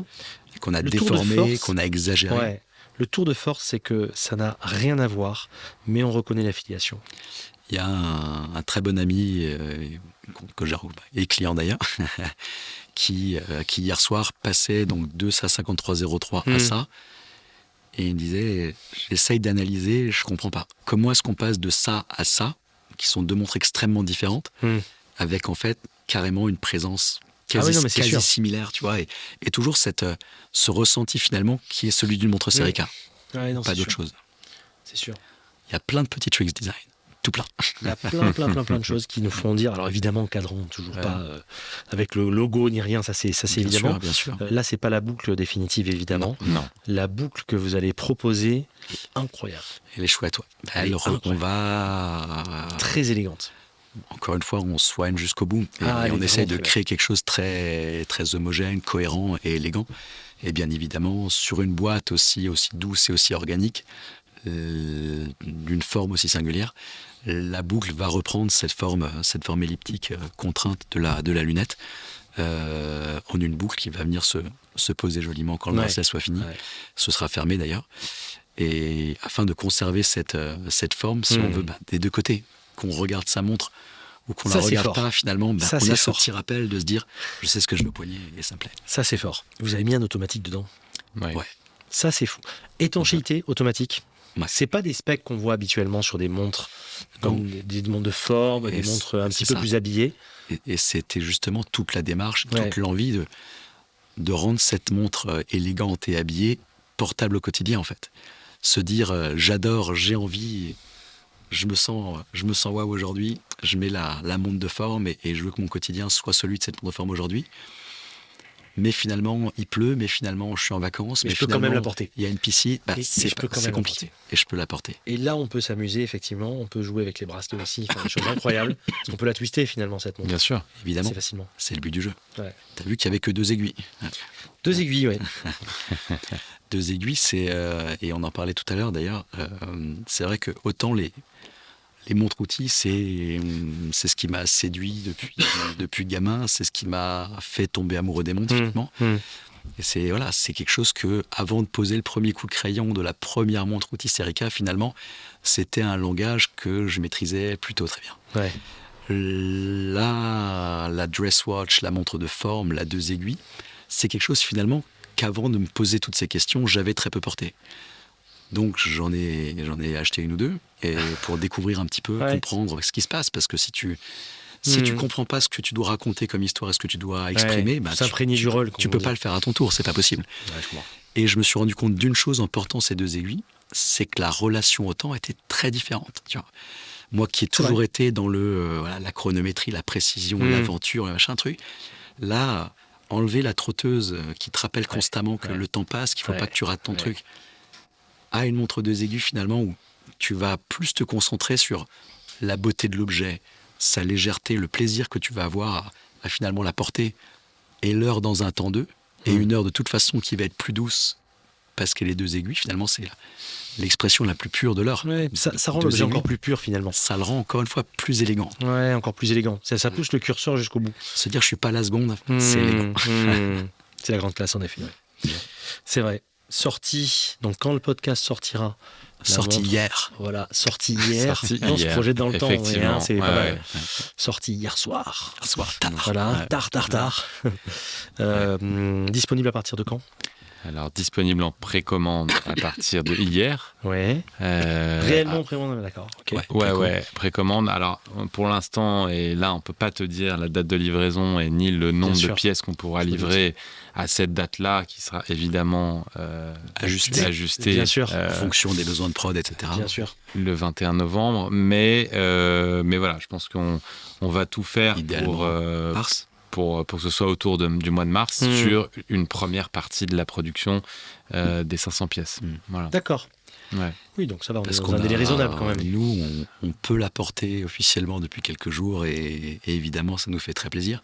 Mais comme tu l'as découverte, c'est vrai qu'on a, entre les présentations, les 3D, les photos, et finalement cette expérience du volume de cette forme au poignet, on a déjà hâte que les gens les voient vraiment, quoi. Qu'elles arrivent au poignet, c'est encore autre chose. C'est une pièce qui se porte et qui s'apprécie et qui s'apprivoise, très clairement. C'est un peu comme une œuvre, c'est-à-dire quand un artiste lance un album, un film, quelque chose, ça ne lui appartient plus quelque part, ou d'un certain temps, c'est des gens qui se l'approprient, qui vont avoir le lifestyle qui va avec, qui vont porter des tenues, qui vont vous faire penser à d'autres choses et qui feront peut-être évoluer la pièce dans de futures collections.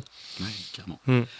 Et comme le morceau de musique, finalement, que tu vas pouvoir écouter, et finalement dans un mood très différent. Exactement. Cette pièce, c'est pareil, tu vois. Ouais. Encore une fois, que tu cuisines, que tu travailles, que tu sois en vacances, que tu joues de la gratte, que tu sois devant ton ordi, que tu machin, c'est pas la même saveur, tu vois. Et c'est ça qui est cool, il faut prendre le temps de la découvrir, de lui faire vivre des choses. Et seulement là, elle commencera à te raconter des histoires, en fait. Mais ces caractéristiques permettent de tout faire. Enfin, de tout faire. Bien sûr. De faire une immense palette de choses à Bien sûr, ouais. Et ça, c'est super important. C'est ce qui est chouette. Bon. On a un ordre de prix ou pas ? On est à 1490 €. 1490. Étanchéité automatique. Et surtout, alors c'est vrai que c'est des belles boucles, très beau. J'ai même pas envie de parler de prix en fait pour cette pièce. C'est bizarre, mais je suis obligé d'en parler quand même. Vous comprenez, parce qu'en fait, c'est vrai qu'il y a des caractéristiques. C'est bien. Il y a des caractéristiques. Non, c'est vrai, évidemment, c'est important. Mais il y a des caractéristiques tellement intangibles dans cette pièce. Il y a une recherche esthétique, de design, etc., qui est tellement hors norme que en fait, tu peux pas mettre un prix là-dessus. Tu vois. Aujourd'hui. Ce qui nous éclate aussi, c'est de te dire un objet comme ça, tellement improbable et abouti, élégant et machin, de pouvoir le mettre dans la vie de plein de gens, c'est chouette. Parce que, alors, sans citer d'autres marques, mais bon nombre de ces montres de forme qui sont nées dans les années 50, 60, 70, etc., sont top. Sans parler de caractéristiques techniques, on est sur un ressenti émotionnel qui est celui de la forme, du volume, d'une sensibilité en fait qui est partagée et qui va être hyper subjective en fait, tu vois. Et ça, mettre un prix là-dessus, c'est hyper compliqué. Je comprends. Tu peux, enfin, nous on a jamais fait, mais on n'aime toujours pas le faire, d'additionner, tu sais, tu dis ce mouvement il vaut tant, ce truc, machin. C'est pas comme ça. Non, bien sûr. Et vous êtes complètement à l'opposé de ça, de toute façon. Et là, encore moins, en fait. C'est en revanche, conserver l'idée qu'une montre Serica est une montre accessible à un moment de ta vie, et que c'est pas qu'un rêve, en fait. En donnant de la valeur à l'objet, tu peux l'acquérir, c'est important. Tu vois. Je dis souvent, et je dis vraiment à chacun, essayer une montre pour la comprendre. Ça, alors s'il y a bien une montre qu'il faut essayer pour la comprendre, ça c'est vrai que c'est important. Et la manière dont la lumière en fait vient taper sur tous ces détails. Et je pense que Jérôme ou moi, on n'a même pas le même angle et ça joue de ouf, tu vois. Non, mais évidemment, forcément, vous êtes en train de découvrir aussi la montre mais en fait, au poignet. Tu la découvres encore même mieux au poignet d'autres personnes. C'est sûr. Et hier, on l'a présenté au cours d'un dîner. D'amis on a un peu un moment spécial, on a célébré quelque chose et c'était filles et garçons et c'est ça encore qui est assez impressionnant. Montre unisexe. Elle est encore plus que les autres. Elle est encore plus que les autres et vraiment. Parce que souvent, des unisex, c'est une montre un peu entre deux chaises. Alors on ne sait pas trop où elle est. Tu vois. Voilà, souvent des unisex parce que bon, c'est pas trop. Là, pas du tout. C'est-à-dire que vraiment, elle a un côté élégant pour un homme mais au curseur au bon endroit. Et elle peut être parfaitement portée par tout poignet de femme, sincèrement. La taille est... Vous êtes bien cassé la tête sur la taille et je pense qu'elle est parfaite, la taille. Mais tu vois, comme finalement une montre qui fait seulement à peine plus de 8 mm d'épaisseur, peut avoir une vraie présence en modifiant l'attache du bracelet, parce que là tu vois que le bracelet s'attache au dos de la montre, sur le flanc mais plutôt au dos de la montre, et donc du coup on a ce côté flottant du boîtier qui est presque posé tu vois, vraiment sur le bracelet. Complètement. Et ça lui donne du relief et du volume malgré la finesse de la boîte. Complètement. Et on retrouve des références art déco que j'aime beaucoup. On retrouve des références 60s. C'est pas juste une période, c'est un petit peu à l'instar de vos montres, c'est-à-dire qu'il y a plein de petites références très subtiles. C'est comme cette boutique un petit peu. Ouais. C'est un peu comme c'est ça. C'est un peu comme la boutique où on est et qu'il faut vraiment venir voir pour la comprendre. De toute façon, on est toujours bien accueillis ici. On a toujours du bon café. Aussi. Toujours, ça n'a pas changé. Non. On a toujours de la bonne compagnie, on a toujours du bon conseil et du temps. Et ça, c'est vrai que le temps, ce que vous donnez aussi quand les gens viennent, c'est du temps. Et vous imaginez, si vous le savez parfaitement, mais à quel point c'est encore plus précieux par les temps qui courent, d'entrer dans une boutique, d'être écouté, d'essayer et de pouvoir échanger avec vous. C'est pour ça qu'on avait fait le Time Fest notamment, mais au-delà de ça, venir ici... Qu'on va refaire d'ailleurs. On a hâte. Derrière. Ça va être chouette. Ça va être chouette, ça va être très chouette. Si on veut se procurer une montre Serica, aujourd'hui, site web,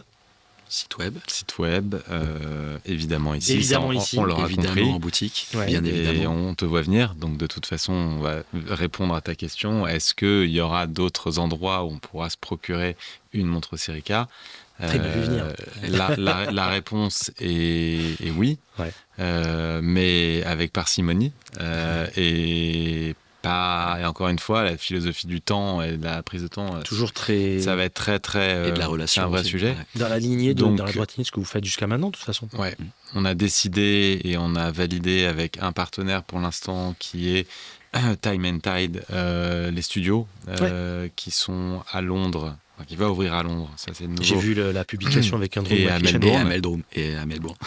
Qui sont deux endroits finalement qui ont vraiment du sens pour nous parce que on a déjà en fait pas mal de clients en Australie et c'est vrai qu'ils prennent le pari de faire venir des montres qu'ils n'ont jamais vues quasiment à l'autre bout du monde Et elles reviennent pas, donc tant mieux, tout va bien. Mais C'est que c'est bon. mais voilà, je pense que c'était une destination qui nous tenait à cœur. Et surtout, le concept, en fait, je pense qu'il nous a vraiment séduit. C'est ce concept de studio, de philosophie, de pas avoir trop de marques, d'avoir vraiment un univers Toujours par de marque. prendre le temps. Prendre le temps de les expliquer, les Les gens qui ont comprendre. compris votre marque aussi. Ouais. En fait, tu C'est important. mets tellement d'efforts dans tous les maillons de la chaîne.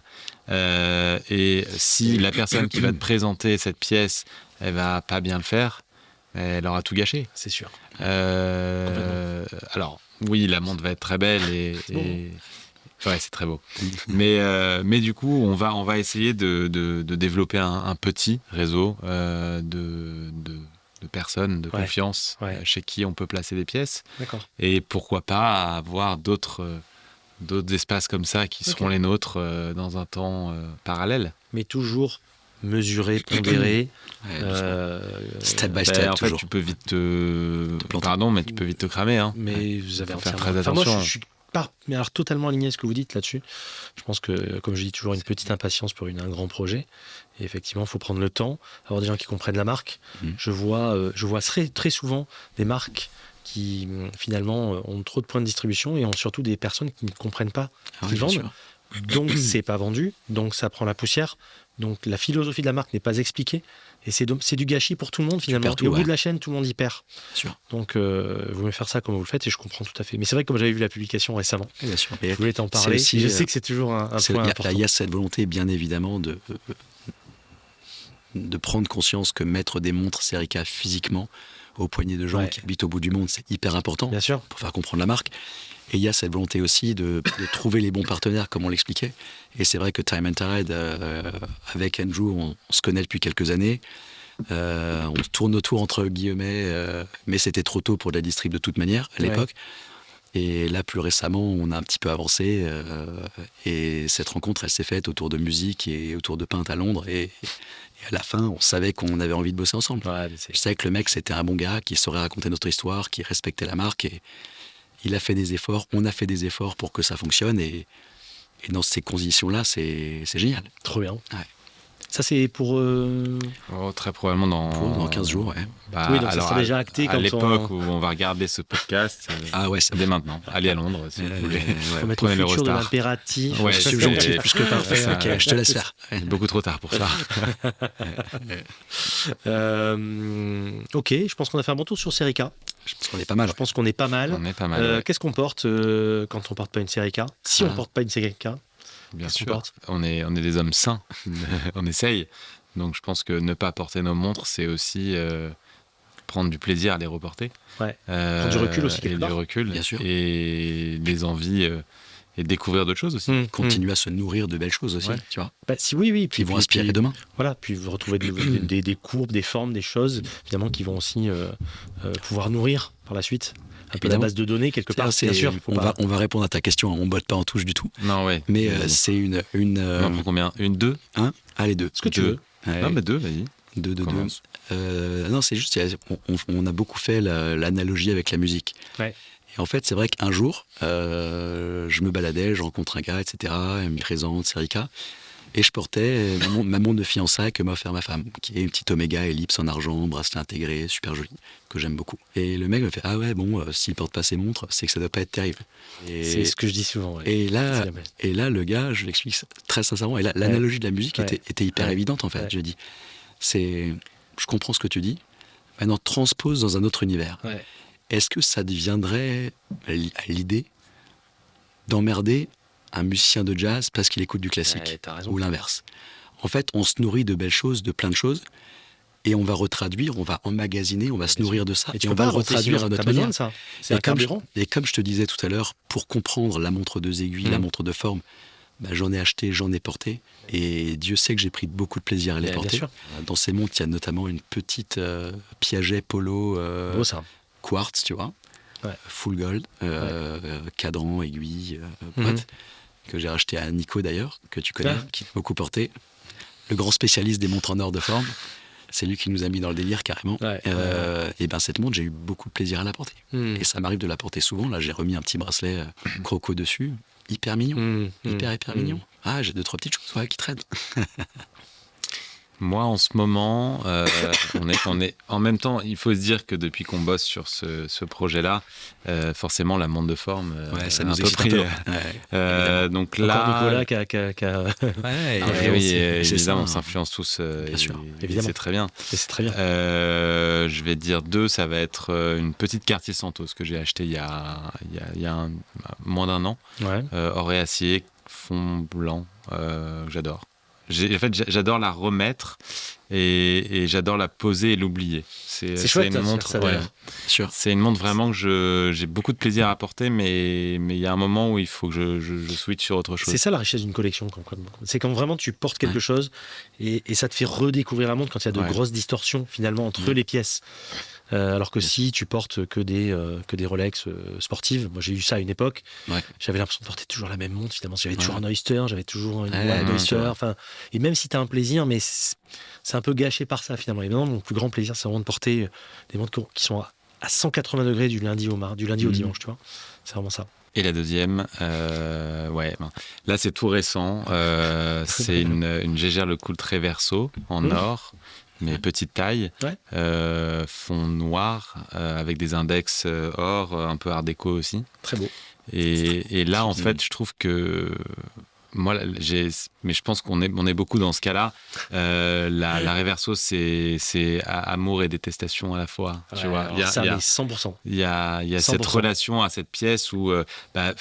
désolé s'il y en a qui nous écoutent, mais t'as vite cette...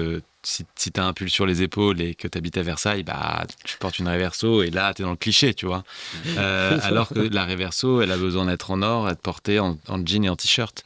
Parce que c'est là où elle va se révéler, en fait, pour moi, le mieux. Et c'est ce que j'ai fait ce week-end et c'était pas mal. C'est joli quand même. Hein. Ah non, mais c'est une montre qui est incroyable. Moi, j'ai une relation particulière, assez ambiguë avec la Reverso. J'aime beaucoup, j'en ai eu pas mal. J'ai jamais eu, tu vois. J'ai jamais franchi le pas. Et quand je l'ai franchi, j'ai eu plaisir à la porter. Mais finalement, j'ai plus eu plaisir à la regarder qu'à la porter réellement. C'est une montre, c'est très particulier avec cette montre. Ouais, Je t'aime moi non plus un peu. Il y a vraiment un côté, je sais pas. Mais c'est une pièce qui est folle en termes de design. Et, c'est une vraie cool. Et qui a cette fameuse proportion dont on parlait tout à l'heure. Qui est top. Franchement. Non, c'est vraiment une très très belle montre. Et puis c'est une montre qui peut être très personnelle, la bascule, la gravure. Et puis très personnalisable, 1931. Ouais, 1931. On est en plein dedans, quoi. Ouais. Est-ce qu'il y a une complication que vous rêveriez d'avoir un jour dans vos rêves les plus fous? Le chronographe, j'adorerais. Mais dans tous les gossips, tu sais.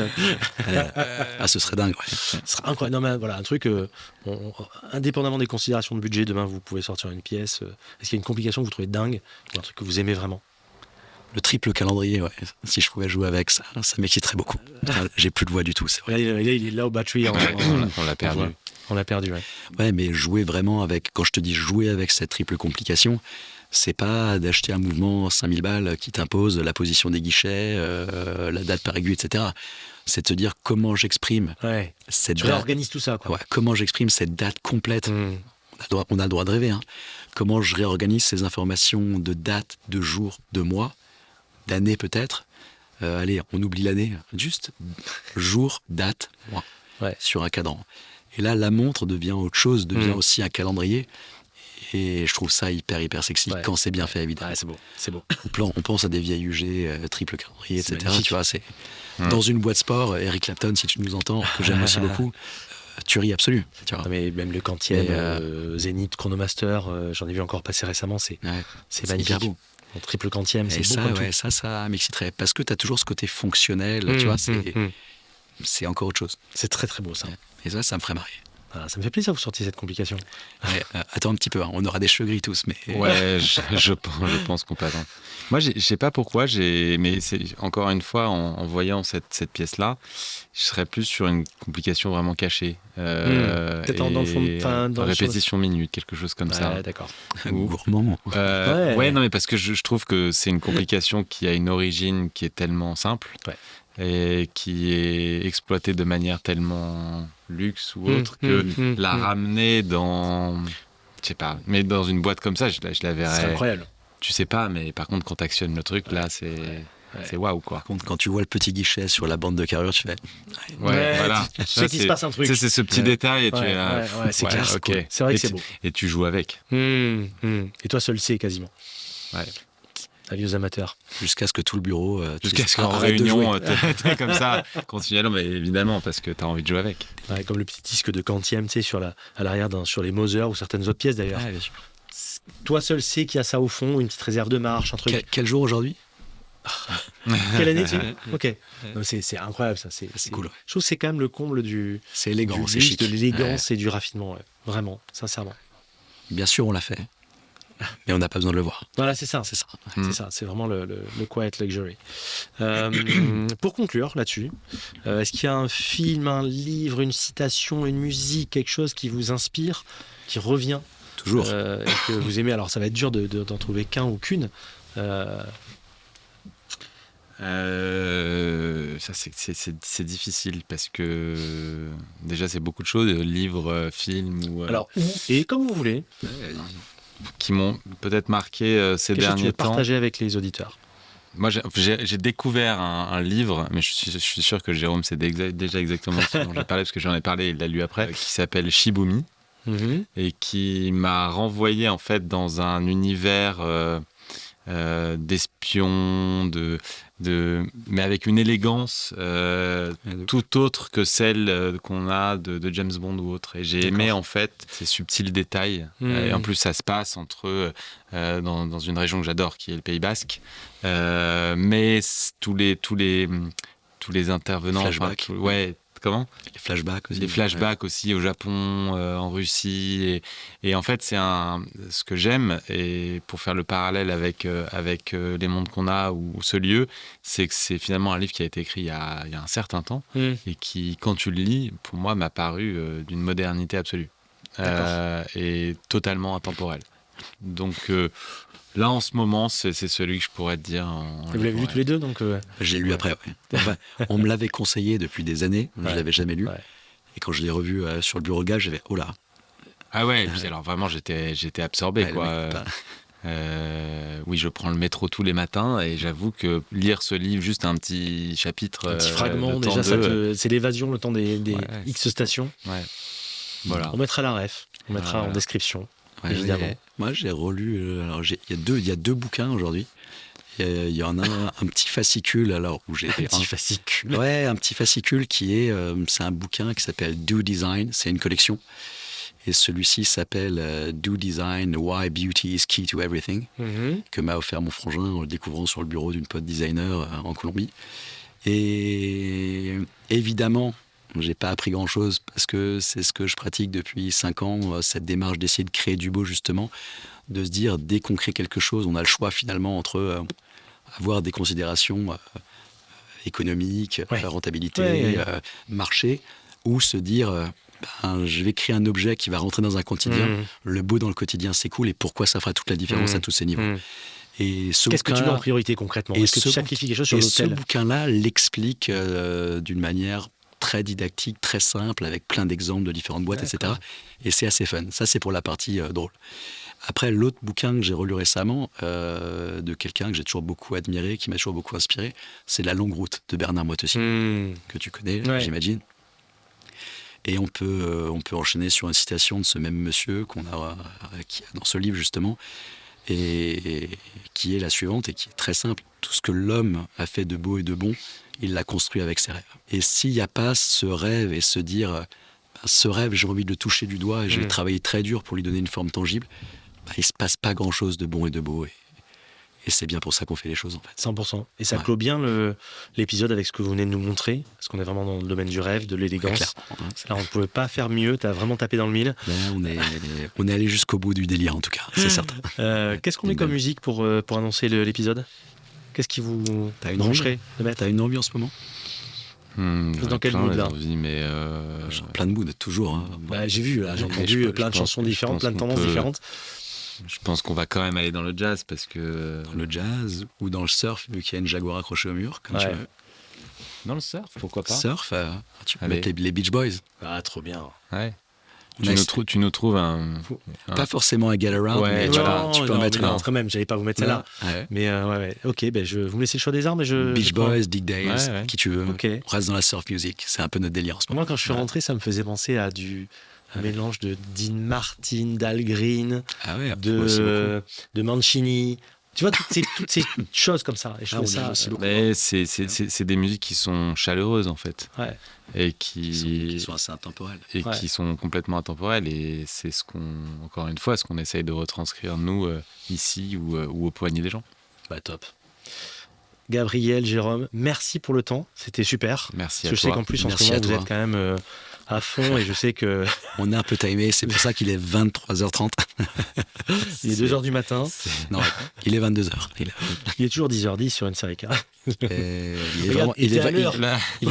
il est vraiment 10h10. Pour une fois, ouais. Mais en tout cas, Non, mais- merci pour le temps, c'était top. Merci à Merci toi. d'avoir pris le temps de nous parler de cette nouveauté Ouais, et d'avoir eu le courage de sortir quelque chose qui sort complètement des specs de ce que vous faites habituellement. Parce que je parle de Force courage de- volontairement et à dessein. ouais, c'est... Vous auriez pu rester dans votre zone de confort, continuer à faire de la tool. Ouais, Et, bien sûr. et je trouve ça vraiment top. D'être là où on vous attend pas. C'est l'idée. Mais il n'y a que comme ça qu'on fera aussi sortir ces Erika encore plus Ouais. du lot. Ouais. Ouais, je suis entièrement d'accord. Merci pour tout ça. Merci à Merci toi. à toi. À bientôt. Ciao.